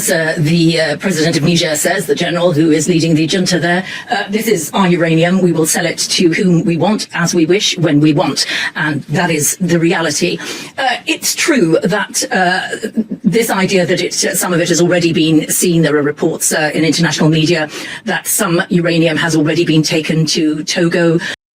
كم تريواد لهم زيا ناي فرنسا ميديا يوم تايمز بلزلو منقسنا نيجرسي يورانيوم ناتنايو أبعدنا أملاق صاحبنايو نابز دلنا يدو ما كنشوطينا قبل كله فرنسان أوروبان تقطع مالو ويونا يتحقسوني بلالو جست تزاربا كداك مالكم نيجر نناتهم صقا أبها قروم زلو أو تيون كبعدهم ناب عالم بناي عالم عداقا بناي عالم زلو واقا كنشوطينا بمبالهم فرنسان أوروبان يتحقسونا له يبلنا له انت عين الزربايزي يتحقس نيجر زملكات قداي كون اي قبان نورمالي ايكونكم يكون حبتنا بناي حبتنا افريقاويان زحبتا مهاجرات بفلا كان بحال فرنسا እዚ ነገር እዚ መርድኡ ኮይኑዎን ዘሎ እጂ ታ ጋዜጠኛ ክስዕቁ ይኹም ዘረባናታ ካብ ምንታይ ያስከ ኒጀር ነትናታ ዩራኒየም ናብ ዓለም ክሸጦ ከላ እንታይ ፀገም ከጋጥም ያ ድቃ ስለይቲ ዛብያ ዘሎ ስምዑ ላይ እንጂ እዚ ድማ እቲ ኢምፔሪያሊስት ማይንድ ትናይ ጨቆንትን ዓብለል ገብት ይብሎ ፕሬዚደንት ሲያስ ዓብለል ገብት ሓሳብናቶም ከመይ ይመስል ግን ሓላይት ኮይና ድማ ክትቀርብ ያለ ከቲ ኤሊቲስት that it will from there go to Russia. These are reports in international media. In some ways, the Americans, the International Atomic Agency, would prefer Russia than Iran, which is one of the other possibilities. If it's going on the international market, you know, France has no way, Europe has no way, nobody else has any way of stopping Niger selling that uranium to whomsoever it wants. What is also worrying is that in order to get from Niger to Togo in West Africa or to the coast there, it has to cross several areas which are controlled by jihadists, and that in itself is a real security worry. انتهت من دلة حجي حفشة نيجر مس راشا تسرح سلزلا مس راشا تسرح مهلاوة كم تبغينا نريو كاب ناب إيران زخيت حجي تاي كل زدرامازي زي يورانيوم نيكولاراوي أصوار كتك أمالو زخلا حجرات كاب نيجر كجزء سلزخلا يوم زبلو زلو بحفشة كم تري وزلهم إذا نيجر تبع الحجر أفدق بحر سلزي بلا لاند لوكت سلزخونت نابكال حجر جيريا كتنقصاقصو እዚ ድማ ፀገም ኣለዎ ምክንያቱ እቶም ጂሃዲስትስ ኣብ መንጎ ክሕዝዎ ስለ ዝኽእሉ እዮም ዝብሉ ዘለዉ መን እዮም እቶም ጂሃዲስትስ እንዳሪልኩም ድማ በዓላቶም ዘሰልጥኖም እዮም ምክንያቱ ሃገራት ኣፍሪካ ኩሉ ግዜ ጂሃዲስት ዝበሃል ክዝረብ ከሎ ካበይ ዝበገስ እዩ እንድሕሪልካ ነቲ ፀጋታት ናይ ኣፍሪካ ንምምዝማዝ ነቲ መንግስቲ ማእከላዊ መንግስቲ ድማ ኩሉ ግዜ ፍርሒ ከም ዝስምዖን ተኽኢልካ ድማ ንኽትግምጥሎ ጂሃዲስትስ ወይ ካብዞም ሕሉፋውያን ዝበሃሉ መን ይፋንድ ዝገብሮም ተሪልካ እሳቶም ይፋንድ ዝገብሮም ደይመደይሎም ምክንያቱ ንቁፅፅር ትዝበለፀ መንገዲ በዚ መንገዲ ዝምስተኸይ ስለዝኾነ ስለዚ ነዚ ሃገር እዚያ ጸጋታት ናታ ንኸይትጥቀም ኩሉ ዓይነት ተጻብኦ ይገብሩላ ኣሎ ምስ ራሽያ ክትነግድ ትደልት ሃገር ምስ ቻይና ክትነግድ ትደሊ ግን እንታይ ገብርዋ ኩሉ እቲ ነተን ኣፍ ደገ ባሕሪ ዘለዋ ሒዞም ብኡ ከውፅኣ ከም ዘይከላ ይገብርዋ ኣሎ ኣብ መንጎ ድማ ግብረ ሽበራዊ መጥቃዕቲ ይገብሩ ዝኾነ ነገር ከጋጥም ከሎ ካብቲ ናቶም ወፃኢ ዳርኸትካ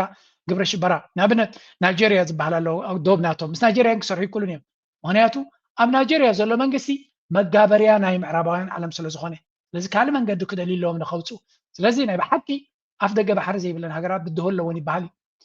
ልዕሊ ኩሉ ብድሆም ኣንሲ ዝኸውን እቶም ጎረባብትኻ ኣንጻርካ ዝስለፉ መጋበርያ ናይ ፀዓዱ ዝኾኑ ንስኻ ካብ መጋበርያነት ኣብ ኒጀር ዘሎ መንግስቲ ኣብ ቡርኪና ፋሶ ዘሎ መንግስቲ እንታይ ዝደሊ ዘሎ ካብ መጋበርያነት ናፃ ክወፅእ ዝደሊ ዘሎ ተዲኹም ኣለኹም ንሳቶም ግን ነቲ ካብቲ መጋበርያነት በተም ኣብ ከባቢኻ ዘሎ መጋበርያታት ዝኾኑ መንግስቲ ካብኡ ከም ዘይትወፅእ ገይሮም ሂወትካ ኣዝዮም ይኽብድዎ እዚ እቲ ጌም ዝፅወት ዘሎ እቲ ዘረባ ናታ ድማ ዘገርም እዩ ኤኒዌይ ፈረንሳ ኢን ዲፕ ትራብል ኣትያላ ክንብል ከለና ካብ ዜሮ ተበጊስና ይኮና ሓንቲ ሪፖርት ናይ ፈረንሳ ክንበኩም ኢና ሓደ ኣፊቱ ነቲ ኩነታት ፅቡቅ ገይሩ ክዳልና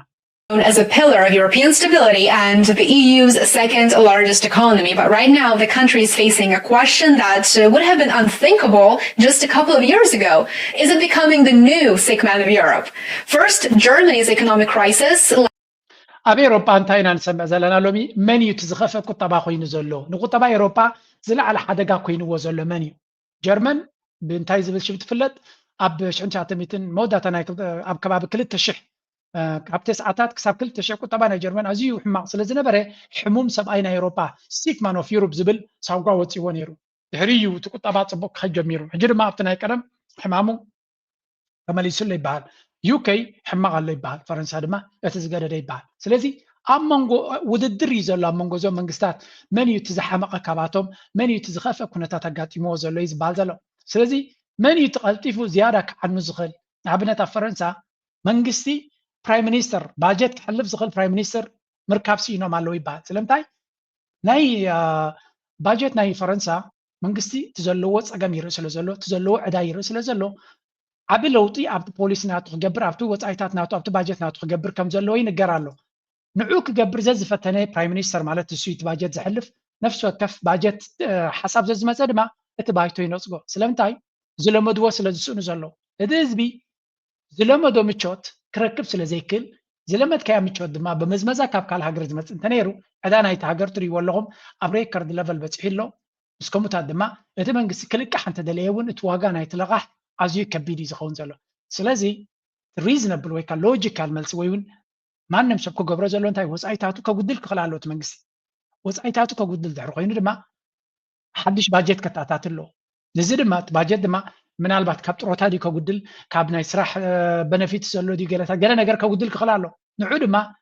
ኣባላት ናይቲ ባይቶ ይቅበልዎን እዮም ዘሎ ስለዚ the problem is getting even worse by day እዮም ዝብሉ ዘሎ 4 ፕራይም ሚኒስተር ዲ ወላ 5 ፕራይም ሚኒስተር በፂሖም ኣለዉ ክሳብ ሕጂ ክዕወት ዝኽኣለ ነገር የለን ስለዚ ማክሮን ድማ ነቲ ሃገር ሒዝዋ ይጠፋ ኣሎ እዮም ዝብሉ ዘሎ again ኣብ ጀርመን ተመሳሳሊ ዓብ ብድሆሎ ኣብ ዩኬ ከምኡ ዝሓሸ ካብኡ ናብኡ ኣብ ፖለቲካዊ ስታቢሊቲ ዘለዎ ኣብዚ እዋን እዚ ካብተን ዓበይቲ ጥልያን እዩ ኮይኑ ዘሎ ጥልያን ድማ ተቐደም መፃወቲ ኮይኑ ሕማቕ ኣሎ ዝበሃል ዝነበረ ሃገር እዩ ስለዚ ከም ትርእይዎ ዘለኹም እቲ ኩነታት ካብ ግዜ ናብ ግዜ እናባእሰ ይኸይድ ኣሎ እቲ መውፅእ ናይ ሽግሮም ክኸውን ዝግባእ ሃብቲ ናይ ኣፍሪቃ ድማ ካብ ኢዶም ይሃድም ኣሎ the European Union for France that somehow jihadists might get their hands on that uranium as it travels but the reality is that that is the position we're in. They have chosen to sell it to Russia. Increasingly, as we know, Russia has an important influence in Africa. It is helping many of these former French colonies in their fight against jihadists. Experts don't see their efforts being any more or less successful than the... كم تريبهم زلهم أزيد أقاطات زيد سلة خدة كابزوم نيجر دبحالو كمو بركينا فاسو مالي حجر ما كالو تحقرات نابجين قصو لقيبل تكونتات راشا أمريكا هايب لالو فرنسا دما بزوع كساراتات أقاتي مواصلة زلو نزي كساراتات زي دما بفتسهم كتمال سيكالتن راشا دما نتبكو قدم نحنا بسكيورتي كن حق زوكمينات ولازي نبرت كله كم زو خسروتي زنقر حانت حتى عند درغبانيري نتحطو كتملس كالات تقاملو زربا صحيح خاتموت كرغباي كالكون الله تا سلمتايا فرنسا كندو تطلع الى حتى يبقى بوينت نسادما I don't know ተመንግስታት ሕማቃ ስለ ዝኾኑ ነቲ ጉድለት ናቶም ናባና ከልግብዎ እዮም ዝፍትኑ ስለዚ ብኸሙታቲና ተጸላእቱ ኮይና እምበር ካብ ካልኦት ነገር ክለንኸፍእ ወይ ሕማቅ ስለ ዝገበርና ይኮነት እናበለት እያ ምኽኒት ትፈጥር anyway ክረኽባ ይከኣልኩ እንታ ሰግመንት ኮሚላ ተሓታ በዙ ኮይኑ በቲ ግን ፈረንሳ ዓብይ ሽግር ኣጋጢሞ ኣሎ ካብዚ ሽግር እዚ ንምውፃእ ድማ ውልሲ ናይ ኣፍሪቃ ምዝመዛ ክሕግዞም ከም ዘይኮነ ራሻ ኤውሮጳ ምሉእ ንዓዓ ክዓፁን ከፍርስን ኣብ ዝፅዕረሉ ዘሎ ንራሻ ግን ከፍርስዋ ይከኣሉን ብግምጣሉ ነገራት ይኾኖም ኣሎ ንሽተይ ንስከር ኣሜሪካ ምስ ራሻ ዘለዋ ፀገም ክትፈትሕ ትፍትና ኣላ ኤውሮጳ ድማ ኣብቲ ሽግር ተሸኺሎም ውይብሉ ኣለዉ Today, U.S. Special Envoy Steve Witkoff heads to Russia as the Trump administration is pushing to end the war in Ukraine. This morning, the Kremlin has confirmed that Vladimir Putin will, quote, receive Witkoff for talks. As of now, it is unclear if President Trump's son-in-law, Jared Kushner, will also be on that trip. Witkoff's Moscow visit comes on the heels of high-level talks with Ukrainian officials. You remember? ከም ትሪእዎ ዘለኹም ኣሜሪካ ዶናልድ ትራምፕ ነቲ ጉዳይ እቲ ንምውዳእ ፍሉይ ልኡኽ ናቱ ስቲቭ ዊትኮፍ ትበሃል ዓርክ ናቱ ወይ እውን እቲ ናይ ቀደም ቢዝነስ ፓርትነር ናቱ ዝነበረ ናብ ራሻ ክኸይድ ምዃኑን ምስ ቭላድሚር ፑቲን ክራኸብ ምዃኑን ነቲ ጉዳይ እቲ ድማ ንምውድኡ ራሻ ትደፍእ ኣሜሪካ ትደፍእ ከም ዘላ ኤውሮጳ ግን ኣብዚ ዲስካሽንስ እዚ ቦታ የብሎምን ኢዶም ኣየተውን ነቒፆም ኣብቲ ናይ ቀደም ዘረብኦም ውይ ክብሉ ይውዕሉ ኣለዉ ንሪኦ ዘለና ራሻ ናብ ሱዳን ክትመፅእ ትደልላ ቤዝ ክትረክብ ትኽእል እያ ይበሃል ኣሎ ኣብዘን ናይ ሰሓል ሃገራት ዝበሃላ ዘለዋ ድማ ዓብ ቦታ ረኺባ ከም ዘላ እዩ ዝንገር ዘሎ ምክንያቱ ኣብ ኒጀር ይኹን ቡርኪና ፋሶ ካልኦት ፅቡቅ ዝኾነ ዲል ስኬራ ኣላ ብኻላ ዘራርባ ድማ ዶናልድ ትራምፕ ኣክንዲ ንፑቲን ክስዕር ኢሉ ንኤውሮጳን ንዩክሬንን ዝሕግዝ ነቲ ኩናት ንምውዳእ ኩሉ ዓይነት ድፊት ይገብር ከም ዘሎ እዩ ዝንገር ዘሎ ስለዚ ሄይ ኤውሮጳ እዮም the biggest loser ኣብዚ በቲ ንእሽተይ እስከንስማዕ difficult little problems. We have some difficult problems, but I think Russia would like to see it end, and I think Ukraine. I know Ukraine would like to see it end. You just said that Ukraine has a little bit of problems. Well, we have a corruption situation going on. ከም ትሪእዎ ዘለኹም ዶናልድ ትራምፕ እቲ ኩነታት ክውዳእሉ ይደሊ ከም ዘሎ ራሽያ እውን ክውዳእ ከም ዝደልዩ ዩክሬን እውን ክውዳእ ይደልዩ ኣለዉ ስለዚ ኣብ መወዳእታ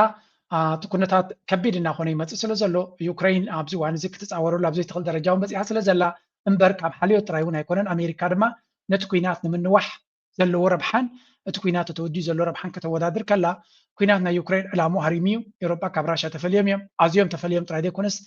ክዕረቑሉ ኣብ ዘይክእሉ ደረጃ በፂሖም ራሽያ ተዳኺማትልና እያ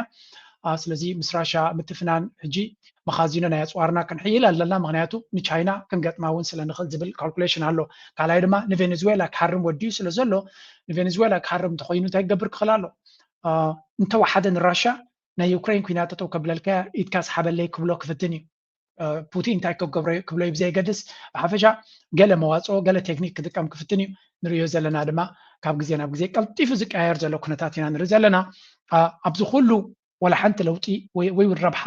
ዘይረክብ ዘሎ እንተሎ ኤውሮጳ እዩ እዚ ኩሉ ክሳራታት ፎር ናቲንግ ቢካዝ ናይ ሴኪሪቲ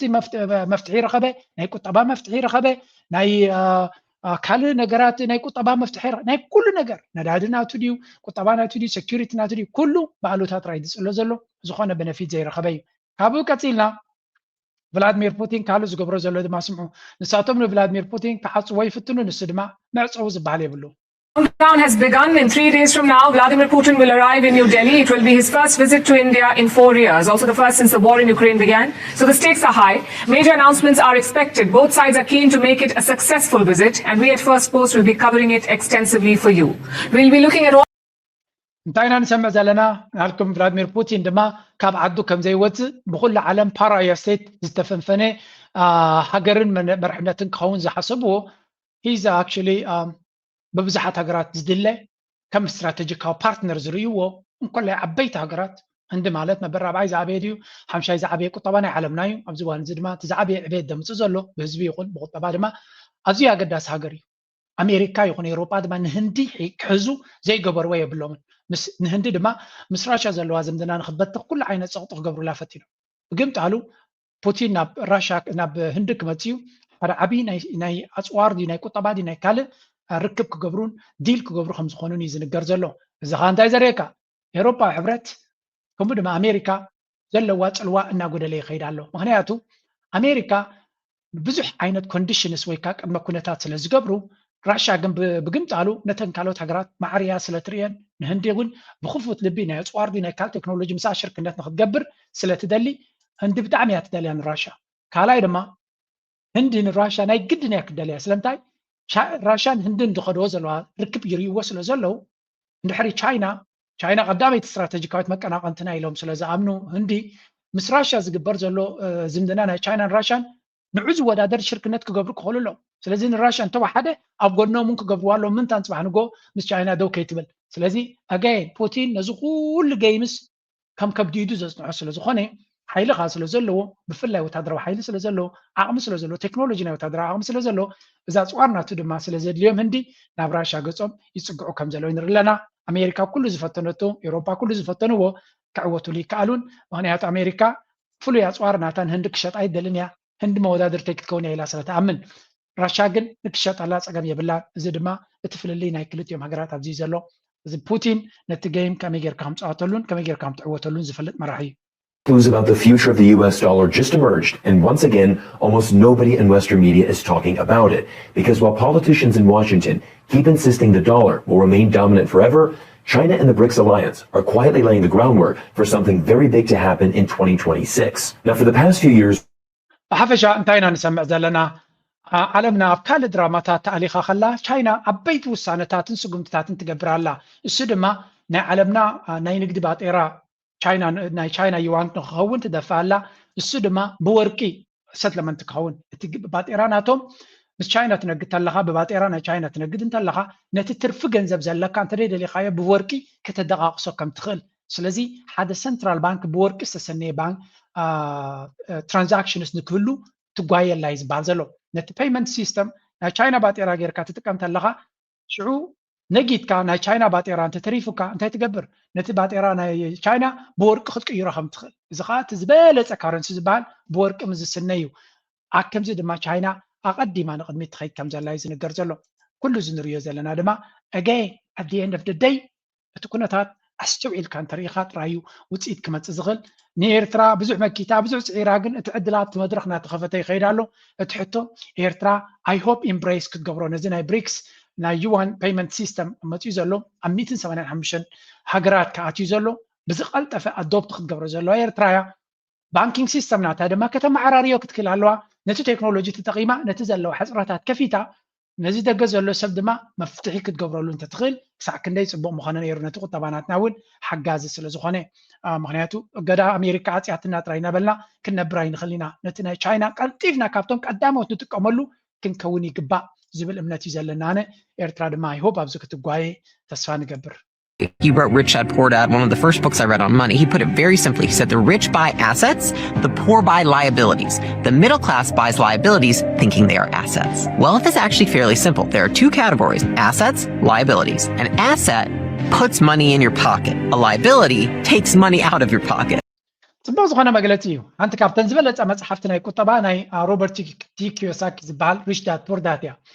ናብ ዓለም ድማ ክልተ ነገራት ነፍሲ ወከፍ ዶላር ካብ ጅባኻ ትወፅእ ወይ እውን ገንዘብ ካብ ጅባኻ ትወፅእ ንክልተ ነገር ክትሓስብ ኣለካ እቲ ተውፅኦ ዘለካ ገንዘብ ከም ፀኣልካ ዲ ወይስ ቡጌር ክጠፊ እዩ ንኣብነት ናይ 500 ቦርሳ ትገዝእ እንተለኻ ወይ ትገዝእ እንተለኺ እዚ ገንዘብ እዚ ቡጌር ዝጠፊ ዲ ወይስ ክትከኣልካ ዝኽእል እዩ ንኣብነት ብሕፅር ዝበለ ናይ 500 ቦርሳ ትገዝእ ወይስ ብ500 ወርቂ ትገዝእ ንጓል ኣንስተይቲ ዝነግር ዘሎ ኣብ ክንዲ ናይ 700 ቦርሳ ትገዝእ ናይ 700 ዋላ ፍርቂ ግራም ዲ ኣይደኖ ክንደይ በፅሕ ወርቂ እንተገዚኺ ውፅኢት ኣለዎ እንታይ ዝነግረካ ወርቂ ቫሊናቱ ዝዕቅብን ዝውስኽን እዩ እታ ቦርሳ ግን ካብታ ዝተኸደንክያ መዓልቲ እናንቆልቆለ እዩ ዝኸይድ ስለዚ ኩሉ ነውፅኦ ገንዘብ ኣሰት ድዩ ረብሓ ዲ ደምፃልና ወይስ ቡጌር እዩ ዝጠፍእ ክንብል ኣለና ኣፍኮርስ ንስቤዛ ክንከፍል ናይ ግድን እዩ ክጠፍካ ናይ ግድን እዩ ኣብ ካልእ ግን ኣብቲ ብዙሕ ገንዘብ ተጥፋሉ ብከምዚ ኣተሓሳስባ ክትከይድ ኣለካ ኣነ ብከመይ ዝኸይድ ትርፊ ገንዘበይ ኢንቨስት ክገብሮ ዝረኸብኮ ገንዘብ ኢንቨስት ክገብር ዝያዳ ድማ ኣብቲ ስታክ ማርኬት ከምኡ ድማ ኣብ ክሪፕቶ ቀፃልየ ኢንቨስት ክገብር ኤቭሪ ዴይ ኢንቨስት ክገብር ኣነ ነንእሽተይ ማለት እዩ ነንእሽተይ ኩሉ ግዜ ኢንቨስት ክገብር ፅቡቕ ይሃሉ ሕማቕ ይሃሉ ሕማቕ ክህሉ ከሎ ድማ ዝያዳ ኢንቨስት ይገብር ዓቕሚ እንተለኒ ኤቭሪ ዴይ ገንዘብ ይረክብ ኣይብለኩም ክረክብ ከሎ ኩሉ ግዜ ኢንቨስት ክገብር ዝሓለፈ 7 ዓመት ኩሉ ግዜ ስራሕ እዩ እዚ ቪድዮታት ገለ ገይረ ምስ ወዳኹ ኢንቨስት ምግባር እዩ ስራሕ I always invest on the market ክወድል ከሎ ኢንቨስት ይገብር ክወስኽ ከሎ ኢንቨስት ይገብር ትውፅኢት ድማ ኩሉ ግዜ ንዓበየ ዝኸይድ ተኣሰት ኣብ ነዊሕ ግዜ 5 ዓመት ን10 ዓመት እንተ ተኸታቲልካ ንቐጽ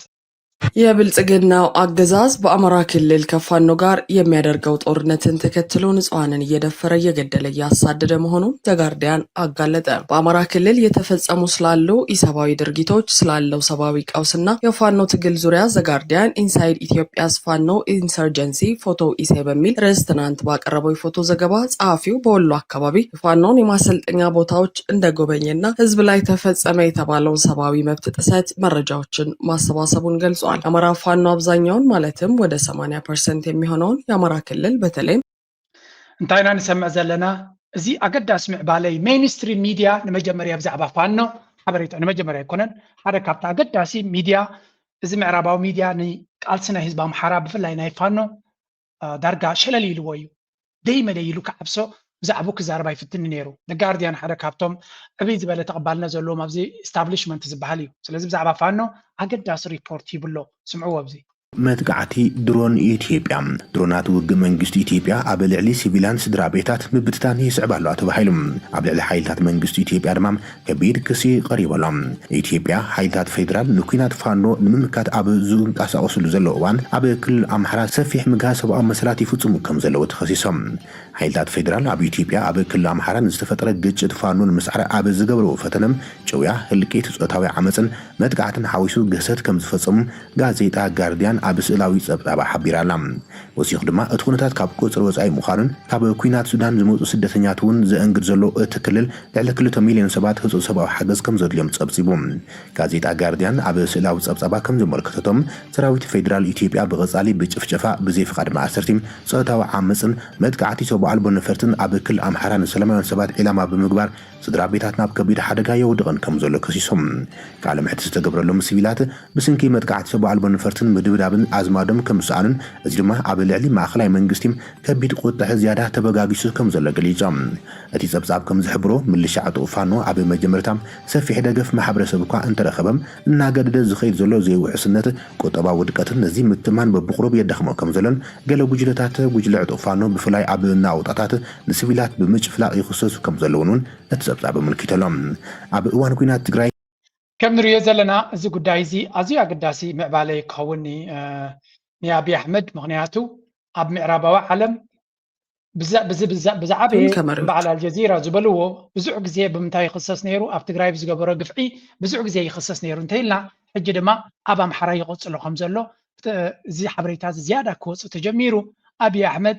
ወረቐቱ ንሓዋርዩ ክፅያቕ ወላ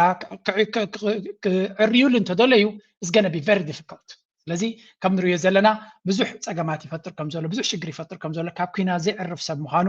ካብ ቅትለት ናይ ህዝቢ ካብ ምፍንቓል ካብ ምብትታን ናይ ዜጋታት ዘይዕርፍ ሓይሊ ምዃኑ እናተገልፀ ይኸይድ ኣሎ ንሳቶም ኤርትራ ናይ ዘይሰላምን ናይ ዘይርግኣትን ናይ ብስጭትን ናይ ሽግር ትፈጥር ሃገር ኢሎም ንኤርትራ ብኸምኡ ንኽትፍለጥ ኣብ ዝፅዕርሉ ዘለው ማሕበረሰብ ዓለም ግን ብተደጋጋሚ እቲ ኩንነት ኣብ ባይታ ይረኽቦ ስለ ዘሎ እቲ ሜይንስትሪም ሚድያ ከምቲ ቀደም ኣጆኻ እናበለን ኢትዮጵያ ዝሓባብላ ዝነበረ ዘይኮነ ንዓቢ ኤክስፖዝ ይገብረሎ እቲ ጸቕጢ ናይ ዲያስፖራ ደቂ ኣምሓራ ማለት እዩ ኣምሓራ ኣብ ደገ ዘለው ኢንተሌክቹዋልስ ናቶም ካልኦት ብዝገብርዎ ዘለው እቲ ኩነታት ካብ ግዜ ናብ ግዜ እናተጋህደ ይኸይድ ኣሎ it's going to be very interesting to watch ናቸው የሚለው ቋንቋ አማራ ክልል ላይ ብልጽግና መሰረቱን ተክሎ እንዲቆም አላስቻለውም። አማራ ክልል ስንሄድ አብዛኛው የገጠር ወረዳዎች በፋኖ እጅ ነው ያሉት። እውነት ነው መነጋገር አይደል ያለብን እዚህ መድረክ ላይ በፋኖ እጅ ነው ያሉት። ኦሮሚያም ላይ ስንሄድ በሸኔ እጅ ነው ያሉት። ደርግ ህወሓትን ዝቅ አድርጎ አይቶ ሻዕቢያን ሲከታተል ነው ህወሓት አድጋ ቁጥቋ መጣ መንግስት የገለበጠ መንግስትም እነኚህ ሁሉ ማጥፋት ከም ትሪእዎ ዘለኹም እንታይ ዝብል ዘሎ ኣብይ ኣሕመድ ክሕሱ ይኽእል እዩ ማለት ብፕሮፓጋንዳ ክትዛረብ ትኽእል ኢኻ ግን ሃገር ትቆፃፀራ የለኻን ሶሪ ማለት ሰኢልና ደየለ ነገር ክንዛረብ የብልና ኣምሓራ ወላ ኣብዚ ሪፖርት ናይ ጋርዲያን ገጠራት ናይ ኣምሓራ ክሳብ 80% ፋኖ ከም ዝቆፃፀሮም እዮም ነጊሮም ኣብ ሸነ ኣብ ኦሮሚያ መብዛሕትኡ ገጠራት እቲ ሸነ ዝቆፃፀሮ ዘሎ እቲ ኦላ ዝቆፃፀሮ ዘሎ ኢሉ እዚ ኣብ ትግራይ ተኾነ ድማ ብዓብዩ ትግራይ ብልጽግና ካብ ዘወፅእ በትውዕል ፕሪቶሪያ እውን ከኣቱ ይፍቀዶኒ ነይሩ ስለዚ ኣብ ብዙሕ ቦታታት እቲ ቁፅፅር ናይቲ መንግስቲ እናላሕለሐ ከም ዝኸደ እዮም ዝነግሩ ዘለው እቲ ዘረባ ድማ ናይ ብሓቂ ሓንቲ ለንቀነ ዝበለታ እዚያ ዘረባ እስከስምዑ ብኣጌርኩም እውን ክትቀብፅዎ ትኽእሉ ኢኹም ንዓቢ ኣማራ ቴሌቭዥን ሪከርድ ሰበር ኣብይ ኣሕመድ የምር ብዙ ሰው አምን ይሆናል ማመን አለባችሁ አንድ ጉዳይ አለ ትናንት ነው ትናንት ምናልባት ቲክቶክ ሽልማት ምናምን ነበር በዛ ምክንያት ሊሆን ይችላል አድማ እዚህ ጋር አንድ ሰው ነው ያያያል የአማራ ቴሌቪዥን ፌስቡክ ፔጅ አንድ ሰው ነው የሚያየው አብይ ይናገራል የብልጽግና ትላንት የነበረው በተመሳሳይ ዛራ ሚዲያ ወቅታው ስላስተላለፈም እሱ ነበር ቴክኒሻኑ ሞባይሉን ከፍቶ እንታይ ትሪኡ ኣለኹም ኣብዚ ኣብስ ክሳዕ ክንደይ ተጸልዩ ከም ዘሎ በዚያ ትፍለጥ ኢሎም ኣለዉ እንታይ እዩ ሓቂ ኸ ትሰክጸሎ ኣብዚ ናይ ኢትዮጵያን ብሮድካስቲንግ ኮርፖሬሽን ዝብል ፔጅ ማለት እዩ ፌስቡክ ዲያ ዩቱብ ላይፍ ናይ ኣቢ ዝግበር ዝነበረ ሌክቸር ማለት እዩ ሓደ ሰብ ይርዮ ነይሩ ኣቶም ሰባት ኣብ ሚድያ ኣለና እንዲና ኣብ ሚድያ ነዊሕ ዓመታት ጌርና ኣለና እቲ ዝኸፍ ኣብ ሚድያ ከጋጥመካ ዝኽእል ንስኻ ላይፍ ወይ ከዓ ሌክቸር ክትብ ከለካ ሓደ ሰብ ክሰምዓካ ከሎ ናይ 130 ሚልዮን መራሕያ ኢሉ ንዝዛረብ ድማ ሓደ ሰብ ክሰምዖ ከሎ ካብ ዝኸፍየለን ሪከርድ ኣብ ዓለም እዚ መራሒ ናይ ሓንቲ ሃገር ብዝገብሮ ዘሎ ናይ ላይፍ እዩ ዝግበር ነይሩ እዚ ማለት እንታይ ክብለኩም ኢለ ቅድሚ ሕጂ ዝነበረ ዝድገም ኣይኮነ ሓድሽ ዘረባ እዩ ዝዛረብ ዘሎ ማለት እቲ ሌክቸር ሲ ካልኣይ ክፋል ድዩ ቀዳማይ ክፋል መፅኡ ንመጀመርያ ኣብ ሚድያ ዝቐርብ ዘሎ ንመጀመርያ ኣብ ዝቐርብ ዘሎ ሓደ ሰብ ጥራይ ንሱ ድማ መን ኢልዎ ስታሊን ቴክኒሽያን ነታ ኮምፒውተር ዝከታተል ዝነበረ ባዕሉ ላይ ገይሩ ባዕሉ ይሰምዓ ከም ዝነበረ ዝንገር ዘሎ ኣነ ድማ ማለት ብዙሕ ነገር እንዲኻ ትሰምዕ ብዛዕባ ናይ ኢትዮጵያ ፖለቲካ ግን ሓንቲ በቃ በዚኣ ገይረስ ኣንስ ንክትቀብፆ ዝገብረካ ነገር እንተሎ እዚኣ ዘረባ እዚኣ ስምዑለይ ቡ ጌርኩም ክትቀብፅዎ ኢኹም ምክንያቱ ኣብይ ኣሕመድ ናይ ብሓቂ ዝቕበፅ ሰብ ምዃኑ እዩ ኣብ ዝሓለፈ ጌታቸው ኣንደርቃቸው ፅጌ ኣብ ዝገበሮ ኢንተርቪው ሲ ሓንቲ ኣገዳሲ ዘረባ ተዛሪቡ ነይሩ ኣብይ ኣሕመድ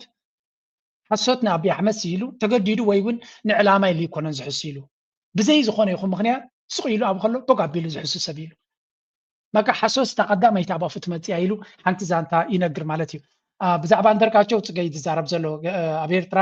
ምስ ኤርትራ ይሰርሕ ስለ ዝነበረ ግንቦት ሰበን ኣጋጣሚ ብየመን ክሓልፍ ከሎ ተታሒዙ ንሞት ተፈሪዱ ኣብ ኢትዮጵያ ተኣሲሩ ዝነበረ ኣቢ ድማ ከም ዘድሓኖ ንዑ ድማ እንታይ ኢልዎ ይህ ወደግ ስልጣን ናይ ፕራይም ሚኒስተር ክብሉ ከለዉ እንታይ ኢሉ ሓሲሉ ንኣንደርቃቸው ፅጌ እዚ ዝብለካ ዘለኹ ንኣንደርቃቸው ዘይትኸፍቶ ዘይትፈትሕዎ እንድሕር ኮይንኩም እታ ስልጣን ኣይደልያኒ ኢሉ ከም ዝፈከረሎም ኣብዚ ስምዕዎ በዓል ክዛረብ ከሎ ፀኒሐ ከስማ ብሎ የነገረው ጀዋር የነገረልን ነው እና የአንዳርጋቸውና መንግስት በደንብ ያወቀበት ሁኔታ ነው ያለው እነሱም ብዙ ይምጣና የመጨረሻው ሌላ ጥያቄ ትቆረጥና ይሄ ጥያቄ ይግባና ይሄን ጥያቄ መልሰ ፕሮግራሙን በሱም ጨርሰው ብላ ያለቀ ፕሮግራም ተሰርተ እንደገና ተጀምሮ ይሄ ነገር ይገባበት ነው ዋሽቶ እኔን ለቢቢሲ እንደዋሽ ነው ያደረገኝ የሰውዬ ንባዕሉ ሓሲብ ከም ዝሕሱ ዝገበረኒ ሰብ ኢና በለይ ዝዛረብ እጂ ኣብዚ ዘረባ ተፈላለየ ነጥብታት ገይሩ እዚ ሃምሳንክል ዝብል ንፉዕ ኣካውንቲ ኤርትራዊ ብዙሕ ነዞም ኢትዮጵያውያን ኤክስፖዝ ዝገብሮም ኣብዚ እንታይ ይብላ ኣሎ መስለኩም እታ ዘረባ ሕፅር ብዝበለ ሳምራይዝ ገይርዋ ኣብ ብዙሕ ነገር ከም ዝሕሱ ንብዙሓት ሰባት ክሕሱ ወላ ንመንግስቲ ኤርትራ ብዙሕ ግዜ ከም ዝሕሱ ንመንግስቲ ኤርትራ ኣብ ኤርትራ ክኸይድ ከሎ ነቶም ፕሬዚደንት ኢሳያስ ይኹን ነቶም መራሕቲ እንታይ ይብሎም ነይሩ እዞም ናይ ኣምሓራ ፖለቲከኛታት ኣይትእመንዎም ምክንያቱ ፅባሕ ንጎ ዓሰብ ክንወስድ ኢና ክብልኹም እዮም ኣይትእመንዎም ይብሎም ነይሩ ንኤርትራ እኮ ኢኹም ዝብሎ ንበዓል አንደርቃቸው ፅገ ገለመለ ንኣንደርቃቸው ፅገ ካ እንታይ ዝብሎ ነይሩ ከትካ ንኤርትራ ከም ዝኣምኑ ንግበሮም ንስኻ ስለ ትፈልጦም ምሶም ስለ ዝነበርካ ከም ዝኣምኑ ንግበሮም እናበለ ናይ ብሓቂ ናይ መታለሊ ፖለቲካ ዘለዎ ሰብ ምዃኑ ምስ ጌታቸው ምስ ክስቶኻ ከበኣሰኒ ኢሉ እንታይ ገይሩ ኢሉ እቲ ዘረባ ዛንታታት ኣብዚ ዘሎ ሕፅርፅር ኣቢሉ ስለ ዝገለፀ እዩ የስሓካ እዩ ንጌታቸው ረዳ እንታይ ኢልዎ ምዞም ኣምሓራዊ ትኺድ ምስ በዓል አንደርቃቸው ፅገን ኣምን ዘለቀይ ትኺድ ብስሚ ገይሮም ከይቀትልካ ኢልዎ ጌታቸው እቲ ጀዋር መሓመድ ሶሪ ጀዋር መሓመድ ድማ እንታይ ኢልዎ እዚኦም ሰባት እዚኣቶም ክቐትሉኒ ዝኽእሉ ይኮኑ ፅቡቅ ገይረ እዮም ዝፈልጦም ክቐትሉኒ ዝኽእሉ እንተለዉ ኩስቶ ዝበሃል ኢሉ ተወላዲ ናይ ኦሮሞ ማለት በዓል ኩስቶ እዮም ዘፍርሁኒ ገለ ኢሉ ምስ ነገሮ ነቲ ናይ ኦሮሞ ጀዋር ዝነገሮ ኸይዱ ጀዋርሲ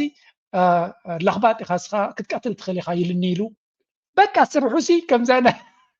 ወረ ተቀባብል ሕማቕ ሰብ ምሻለ ወረ ካብትን ናብትን ዘላኽዕ ከመያ ባህርና እዚ ምስ ኤርትራ ንኸበኣሰና ዘይገብሮ የብሉን ኤርትራ ድማ መጀመርያ ምስ ረኣይዎ እዮም ተስፋ ቆሪፆም ኢሉ ስለዚ ይፈልጥዎ እዮም እዚ ሕጂ ዝገብሮ ዘሎ ምትላል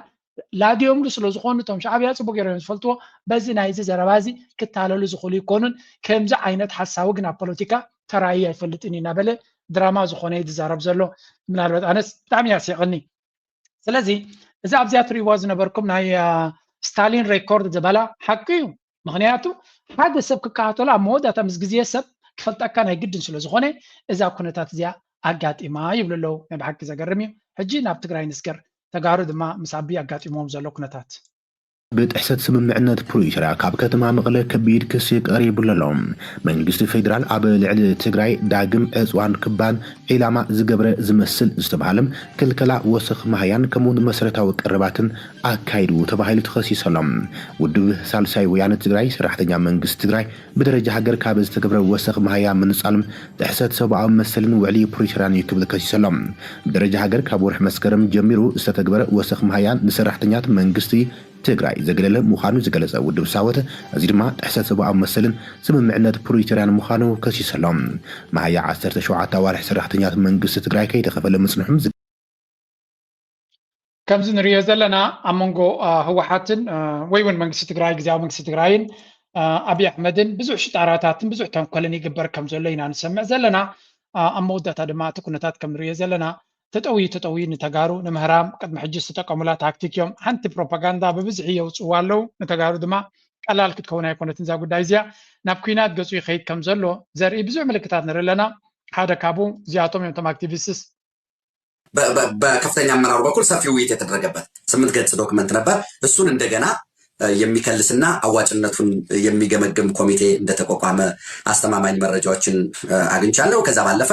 ጄኖሳይድ ተፈጸመብን የሚል ሰፊ የተቀናጀ በአገር ውስጥና በውጭ በኩል ዘመቻ እንዲከፈት የኢትዮጵያ መከላከያ ሰራዊትን ዩኒፎርም ወይንም መለዮ የደንብ ልብስ የሚመስል ከጫማው ጀምሮ ሬንጀሮች መለዮ በገፍ አድዋ አካባቢ በተወሰነ አድዋ ጨርቃጨርቅ ያመረተበት በኤርትራ በኩልም ተገዝቶ የመጣበት አለ የዚህ ዓላማው ተገዝቶ ከመጣ እንታይም ዝሉ ዘሎ እዚኦም ሕጂ ምስጢራዊ ሓበሬታ ረኺቡ ሼር ይገብር ከም ዘሎ ይዛረብ ዘሎ ኣገይ እንታይም ዝብሉ ዘሎ ህወሓት ንኩናት ይዳሎ ስለ ዘሎ ተመራሕቲ ናይ ህወሓት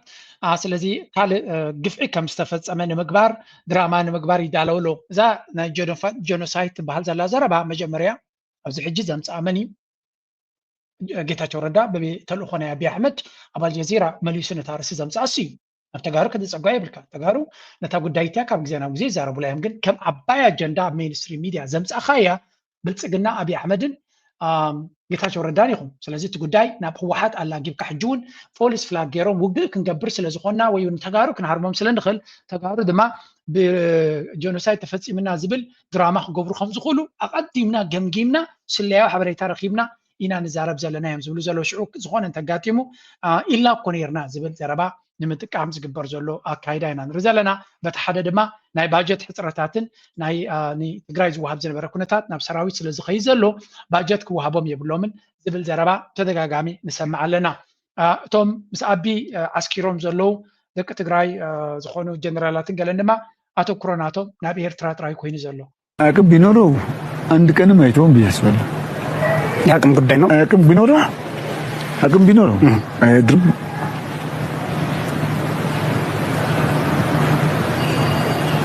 አሁን ኢሳያስ ውጊያ ከጀመረ ድል አገኛለሁ ወይ አላገኘውም ብሎ እርግጠኛ መሆን አይችልም ውጊያ ከጀመረ አሸንፋለሁ ወይ አላሸንፍም ብሎ ማለት ውጊያ ሲጀምር መቼ እንደምትጨርሰው አውቀህ ነው ውጊያውን የምትጀምረው የማትጨርሰው ውጊያ አትጀምርም ተርቷል ከም ትሪእዎ ዘለኹም እዚ ተቐደም ናይ ሃለቓ ስታፍ ናይ ሰራዊት ናይ ኢትዮጵያ ዝነበረ ጀነራል ሳሞራ ዝብልዎ እዩ ምስ ኣቢ ዓስኪሩ ዘሎ ስለ ዝኾነ ነቲ ክገብሮ ዝደሊ ዘሎ ኩናት ናብ ኤርትራ ከልግቦ እዩ ዝደሊ ዘሎ ኤርትራ ፕሬዚደንት ናይ ኤርትራ ኣብዚ እዋን እዚ ዓቕሚ ስለ ዘይብሉ ኩናት ክጅምር ዘይደሊ ዘሎ ይብላ ኣሎ ዓቕሚ ኣለዎ የብሉ ናይ ኮነ ትሕቶ ኤርትራ ኩናት ኣይደልን እየ ኢላትኩም ኩናት ኣይንደልና ዘለና እንታይ ከም ትደልዩ ዘለኹም ስኻትኩም ሽግር ተለኩም ኣብ ነፍስኩም ደለይዎ እምበር ኩናት ንደሊ የለናን ብግልፂ ነጊራትኩም ኣለ ኤርትራ የግዳስ እሳቶም ከምዛ ትሪእዋ ዘለኹም ከምዚ ኤርትራ ኩናት ትደሊ ዘላ ብኩናት ቤን ኣትዮም ቤን ይወፅዎ ስለ ዘይፈልጡ ዘለዉ እዮም ኩናት ክጅምሩ ዘይደልዩ ዘለዉ ኣገይን ጋዝላይቲንግ ይበሃል እዚ ኩሉ እቲ ክገብርዎ ዝደልዩ ዘሎ ብኣፎም ዝነግሩና ሲ ኤርትራ እያ ከምኡ ትብል ዘላ እሞ ኩናት እንተዘይጀሚሩ ድማ ኤርትራ ስለዘይከኣለት ክብል ኢሉ ይመፅኡ ዘሎ እዚ ውርደት ኮይና ንሰምዕ ዘለና ናይዚኣቶም ሕፍረት ዘይብሉ ክፉት ዝኾነ በቃ ሓንቲ መትሓዝ ዘይብሉ ዘረባ ጠንቂቐን ህወሓት ሕጋዊ ሰብነቱ እንተዘይተመሊሱ ምረፃ ኣይካይድን ዝብል መግለፂኡ ንህዝቢ ተወሳኺ ፀገም ከስዕብ እዩ ብምባል ሓይልታት ፖለቲካ ትግራይ ኣጠንቂቐን ኣብ ትግራይ ሻፍልቲ ህወሓት ክምልስ ኣለዎ ዝብል መርገፂ ኣብ ትግራይ ከቢድ ሻቅሎት ፈጢሩ እዩ ዘሎ ተባሂሉ ወሃብ ቃል እቲ ውድብ ኣቶ ሚካኤል አስገዶም ኣብ ዝሓለፈ ከቢድ ሻቅሎት ብሓፈሻ ከም ንሪኦ ዘለና ተጋሩ ብፍላይ ህወሓት ሓንቲ ነገር ይደጋጊሙ ዘነፅር ዘሎ ንሳ ድማ እንድሕሪ ናይ ግድን ምርጫ ክግበር ኮይኑ ህወሓት ከም ፓርቲ ክምለስ ክኽእል ኣለዎ ውዕል ፕሪቶሪያ ዝፈረመ እዩ ስለዚ ንህወሓት ሰሪስካ ካልእ ድራማታት ክገብሮ ትኽእል ናብ ካልእ ክኸይድ ዝኽእል እዩ ዝብል እዩ ክንሪኢና ናበይ ገጾም ክኸዱ ክእሉ እቲ ኩነታት እስኪ ኣብዚኣ ብዛዕባ እቲ ዘሎ ህሉ ኩነታት ዝዛረብዎ ዘለዉ ንስማዕ ኤርትራን ትግራይን ክምልሰካ እሞ ፅምዶ ከመይ ትሪኦ ኣለኻ ፅምዶ ለንቅና ሓደ ዓብዪ ኣጀንዳ ተላዒልዎ ነይሩ እዚ ከይዲ እዚ ፅምዶ ፈሪሱ እዩ ዝብል ብፍላይ ከዓ ምስቲ ዓንቶ ንውልዕሎ ዝነበርና ኣብ መንጎ ኢትዮጵያን ኤርትራን ሕዚ ዝጅመር ዘሎ ድርድርን ኣርቅን ተተሓሒዙ እንድሕር ዳ ክልቲኦም ሓይልታት ብሓደ ክሰርሑ ወይ ከዓ ክደራደሩ እንድሕር ዳ ክኢኖም መደራደሪ ቀንዲ ኣጀንዳ እውን ትግራይ ክትከውን እሞ ስለዚ ምስቲ ተተሓሒዙ ፅምዶ ፈሪሱ እዩ ዝብል ዓብዪ ኣጀንዳ ነይሩ ኣብቲ ማሕበራዊ ሚድያ ይኹን ብዝተፈላለዩ ሚድያታት እውን እናተዘረበሉ ዝቐነየ ከይዲ ነይሩ እሞ ብኣኻ ብኸመይ ኢኻ ትገልፆ መድሃንየ ምናልባት ምስቲ ተተሓሒዙ እውን ኣብ ፅምዶ ካብ ትግራይን ኤርትራን ሓሊፋ እውን ናብ ሱዳን ከይዳ እያ ዝብል ማለት ኣብ ማሕበራዊ ሚድያ ንሪኦ ዝነበርና ፅምዶ ሰለስቲአን ዓድታት እውን ናይ ትግራይ ባንዴራ ዘለዎ ናይ ሱዳን ከምኡ ናይ ኤርትራ ኣብ ሱዳን እውን ዝተረኣየሉ ከይድታት ኣሎ እሞ ፅምዶ ካብ ምፍራስ ዘይኮነስ ብዝሓሸ መልክዑ ናብ ካሊእ ብርኪ ሓፍ ዝበለሉ ከይዲ እዩ ዘሎ ኢሎም ዝገልፀሎሞ ኣብዚ መዳይ እዚ ዘለካ ርእቶ እንታይ ዝመስል ብትክክል ፅምዶ ናብ ሱዳን ኣትያ እያ ምባል ንኽእል ዶ ንኸውን ማለት ኣይኮነን ትብሎ ነገር እኳ ኣሎ ድዩ ኣብዚ ግዜ እዚ ብጣዕሚ ዘፀግመካ ብዙሕ ነገር ተቀያያሪ እዩ ማለት ጆኖሳይድ መንግስቲ ኤርትራ ጆኖሳይድ ክፍፅመልና ከሎ ዝፈፅመልና እዋንሲ ካብዚ ወፂናስ ምስ ህዝቢ ኤርትራ ሰላማዊ ዝኾነ ርክብ ዝግበረሉ መስርሕ ክፍጠር እዩ ኣብ መንጎ መራሕቲ ትግራይን መራሕቲ ኤርትራን እውን ርክብ ተፈፂሙ ሰላማዊ ዝኾነ ርክብ ኣብ መንጎ ትግራይን ኤርትራን ክፍጠር ኢልካ ምሕሳብ ከቢድ እዩ ኣፀጋሚ ነይሩ እቲ እዋን እሱ ሕዚ ግን ኮይኑ ሶ እዚ ኣብ መንጎ ትግራይን ኤርትራን ተጀሚሩ ዘሎ ርክብ ፅምዶ ተቋሪፁ እዩ ወይ ተኸሊፉ እዩ ገለመለ ዝብሉ ሓበሬታታት ናተበተኑ ቀኒዮም እዮም ግን እቲ ሓበሬታ ንሱ ጭቡጥ ዝኾነ ሓበሬታ ኣይኮነን ክሳብ ሕዚ ተቃቀዱ መቢሉ ዝተጀመረ እስካብ ዘለና ሓበሬታ ክሳብ ሎማዓንቲ ማለት እዩ እቲ ኣቀድመ መቢሉ ዝተጀመረ ርክብ ሕዚ እውን ጠንካራ ዝኾነ መሰረት ሒዙ ይቕፅል ኣሎ ግን ካብዚ ንላዕሊ ክምዕብል ክኽእል እኒሄ ወይ ዝኣምን ኣነ ካብዚ ንላዕሊ እቲ ርክብ ጠንካራ ዝኾነ ብዘላቕነት እውን ረብሓ ህዝብታት ትግራይን ኤርትራን ስፔሻሊ ከም ኣነ ከም ትግራዋይ ህልውና ህዝቢ ትግራይ ብዘረጋግፅ መንገዲ ረብሓና ብዘይ እዛ ዘረባ እዚኣ ናብ ላዕሊ ገፁ ክኸይድ ኣለዎ ትብል ዘላ እዛ ሪፖርት ስምዕዋ ዘተ ጀሚርና ኣለና ካብ ኣስመራ ዝወፀ ኣዘራረባ ሓበሬታ ርእሰ ከተማ ኤርትራ ኣስመራ ቤተ መንግስቲ ዓዲ ሃሎ ዝተጠጀ ምዃኑ ዝግለፀሉም ኣዘራራቢ መስርሕ ፅምዶም ካብ ተራ ካድረታት ሓሊፉ ናብ ላዕሎት መራሕቲ ሻዕብያን ህወሓትን ከም እተሰጋገረም ዘመላኽት ሓበሬታ ካብታ ከተማ ተዘርጊሕሎም ዛጊድ ብወገን ሰበስልጣናት ህወሓትን ህግደፍን ብቁሉዕ ዘይተዘረበሉ ግን ድማ ኣዘራራቢ ጥምረት ኮይኑ ዘሎም እቲ ፅምዶ ኢሎም ዝሰመይዎ መስርሕ እዛ ሓበሬታ እዚኣ ንተወሳኺ መረጋገፂ ክንፅበይና ግን ከም ሓበሬታ ብወገን ተጋሩ ብዙሕ ግዜ ዝደጋገም ዘረባ እንተሎ እዚ እዩ ናይ ኤርትራ ቤተ ክህነትን ናይ ትግራይ ቤተ ክህነትን ሓቢሩ ዝሰርሓሉ ናይ ትግራይ ውዳበታት ናይ መናእሰይ ናይ ደቂ ኣንስትዮ ምስ ናይ ኤርትራ ውዳበታት ናይ መናእሰይ ናይ ደቂ ኣንስትዮ ሓቢሮም ዝሰርሕሉ ኣብ ውሽጢ እየ ዝብል ዘለኹ ናብቲ ካላእ ነስጉሮ ማለት እየ ድሕሪኡ እቲ ናይ ህወሓትን ናይ ሻዕብያን ናይ መንግስቲ ኤርትራን ናይ መንግስቲ ትግራይን ጥምረት ፅምዶ ሽዑ ክመፅእ ይኽእል እዩ ካብኡ ሰጊሩ ተኣለ እዛ ናይ ሃይለ ዘረባ ኣብ ካልእ ግዜ ቀደም ኣብዘይ እዋኑ ዝዝረብ ዘረባ ኢና ንብል ነርና ኣብዚ ሕጂ ኮይና ክንሪኦ ከለና ግን ብሓቂ እቲ ኩነታት ወላ እኳ ፖለቲካሊ መንግስታት ናይ መንግስቲ ኤርትራ ምስ መንግስቲ ናይ ወይ ከዓ መራሕቲ ናይ ህወሓት ድዩ ዋላ ነቲ ግዝያዊ መንግስቲ ናይ ትግራይ ድዩ ክራኸቡ ሓጋዝ እንተዘይኮነ ኣብቲ ዘሎ ፖለቲካዊ ኩነታት ናይ ቀርኒ ኣፍሪካ ብፍላይ ድማ ትግራይ ክልል ዝኣንበር ሃገር ስለዘይኮነ ዲፕሎማሲ ምስ ካልእ ሃገር ክገብር እውን ዝፍቀዶ ኣይኮነን ኣቲንካ ኣብቲ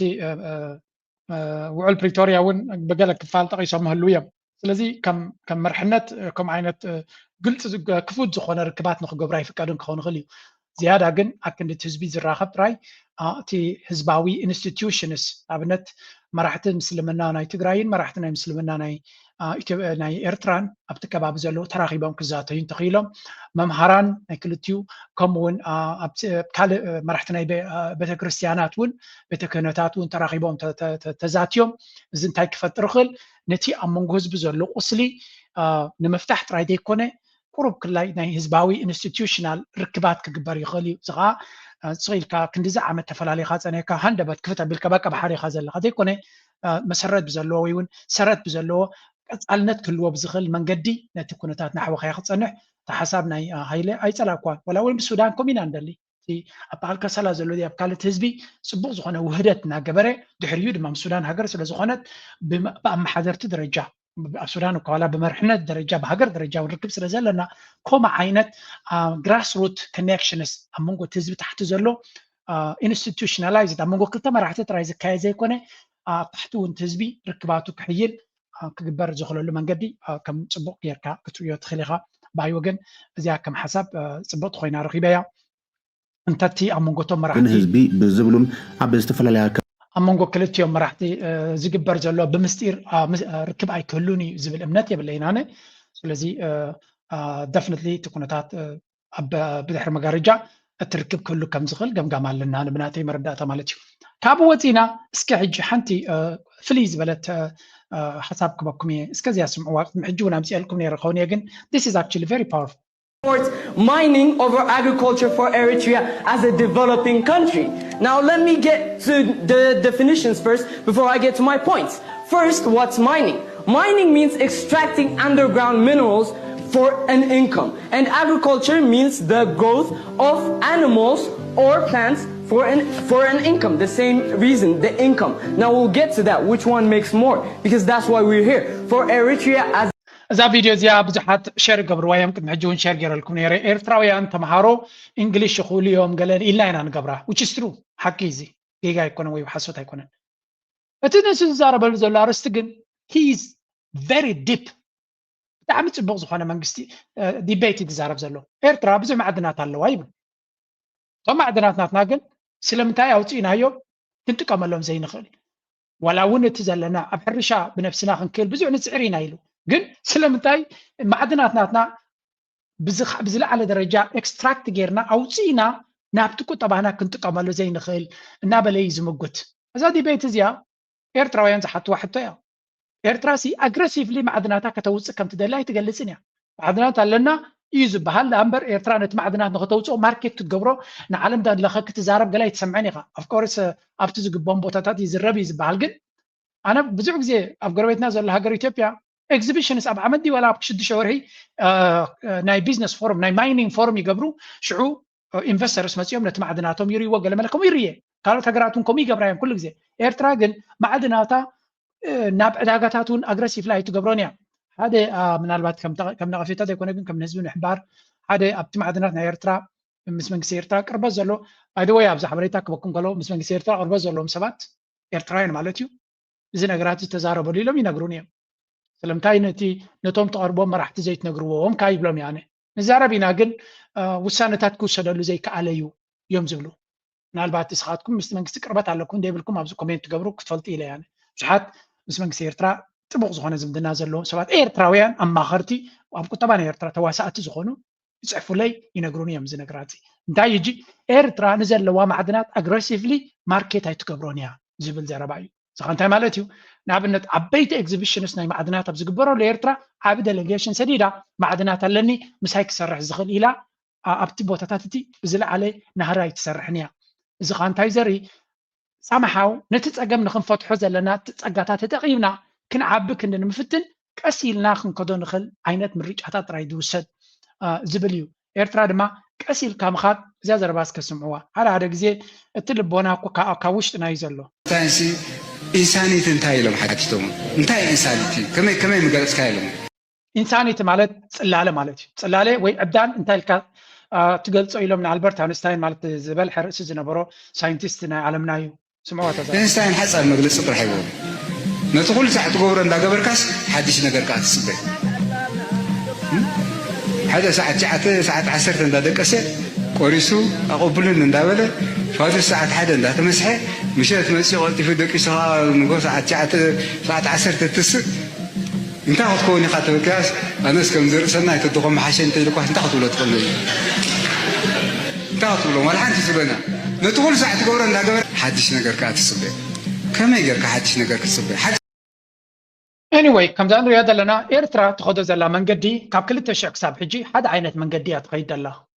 በዛ ሓደ ዓይነት መንገዲ እናኸድና ከለና ፍሉይ ውፅኢት ክንረክብ ንኽእል ዲና ኤርትራ ትኸዶ ዘላ መንገዲ ወታደራዊ ዓይኒ ሜቢ ንህላወና ወሳኒ ስለ ዝኾነ ከምኡ ኣብ ቁጠባናትና ግን ሓደ ዓይነት መንገዲ እናኸድካ ፍሉይ ውፅኢት ከተምፅእ ትኽእል ዲኻ ኤርትራ ገለ ነገር ክትቅይር ዘይትፍትን ካብ 2018 ክሳብ ሕጂ ሓደ ቁጠባዊ ለውጢ ክትገብር ኣይከኣለትን ውፅኢት ናቱ ድማ እቲ ኤርትራ ዘላቶ ኩነታት ንሪኢ ኣለና ስለዚ እዛ ናይ ኣልበርት ኤንስታይን ከምኡ ድማ እዚ በሊሕ ዝኾነ ቆልዓ ናትና ዝገበራ ኢንተርቪው ከድኩም ኣብ ፖስት ዝገበራ ቨሪ ኢንቴሊጀንት ዝኾነ ኣርጊመንት ሲ ዘቕርብ ናይ ብሓቂ ንፍዕ ተምሃራይ ኣበይ ኮን ይህሉ ኸውን ሰላም በሉለይ ነቶም ንዑ ክትረኽብዎ ትኽእሉ ብሪልየንት ኪድ እዚኣቶም እዮም ንሃገር ክርከቡ ዝኽእሉ ፅባሕ ንግሆውን ኢልና ኣብ ልብና ነፊሕና ክንዛረበሉ ንደሊ ነገራት እውን እዚታት እዩ ካብዚ ቀፂልና ሓንቲ ነገር ክልተ ነገራት ከርእየኩም እየ ሓንቲ ካብ ኤርትራ ዝተዋሃበትኒ ነገር ክበኩም እየ እዛ መልእኽቲ እዚኣ ካብ ኤርትራ እያ ተሰዲዳትኒ ከም ትሪእዎም ዘለኹም ኤርትራውያን እንታይ ኢሉ ፅሒፍላ ይመስለኩም ሓደ ቴክኒካል ስኩል ኣሎ ኣባፅዕ ቴክኒካል ትሬኒንግ ሰንተር ኣብ ናሽናል ኮርፖሬሽን ኦፍ ኤሪትሪያን ወርከርስ ኣብ መሳዋ ዘሎ እዩ እዚ ትካል እዚ ብዙሕ ዓይነት ኣበርክቶታት እዩ ዝገብር እቲ ንዓይ ፅሒፍለይ ዘሎ ሽሙ ኣይሓበረንን ግን እንታይ ዝብል ኤርትራን ቮለንቲርስ ብወለንተኛታት ኤርትራውያን ድማ እዩ ዝስራሕ I was very much interested as I was volunteering for 5 years ንሓሙሽተ ዓመት ካብ 98 ክሳብ 2004 ሰሪሑ ነይሩ to train higher technology level engineering ስለዚ to support the absence of engineering higher education ስለዚ ነቲ ናይ ኢንጂነሪንግ ፀገም ዘለና በዚ ሞያዊ ክእለት ንምሕያል ማለት እዩ ንባዕሉ ሜካኒካል ኢንጂነር ስለ ዝኾነ ኣብ ኤርትራ ብዙሕ ክሕግዝ ዝኻለ እዩ ስለዚ ብዙሕ ስእልታት ከርእየኩም እየ ኣብ ድሕሪት እንታይ ዝብል ዘሎ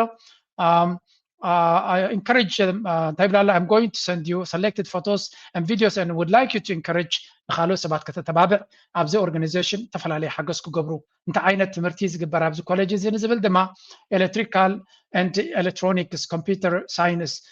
refrigeration air conditioning كمودما metal and woodwork كم زجبر سلزي كم تري وزر لهم نوح سرت زلويو أبزي دما بسئلتاتن فيديوون ناجبرار إن نيرو سلزي توم أب كم زعينة مويا تواصل إيرتراويان حدا راهم نزل ملقت نايزيوم ناس معكم قال لنا جر حجز كنجبر كنقاية تصفي جبر مالتي كابوت سيناون حنت نجر كريكم يزيا إذا ملقت زيا سمعكم أب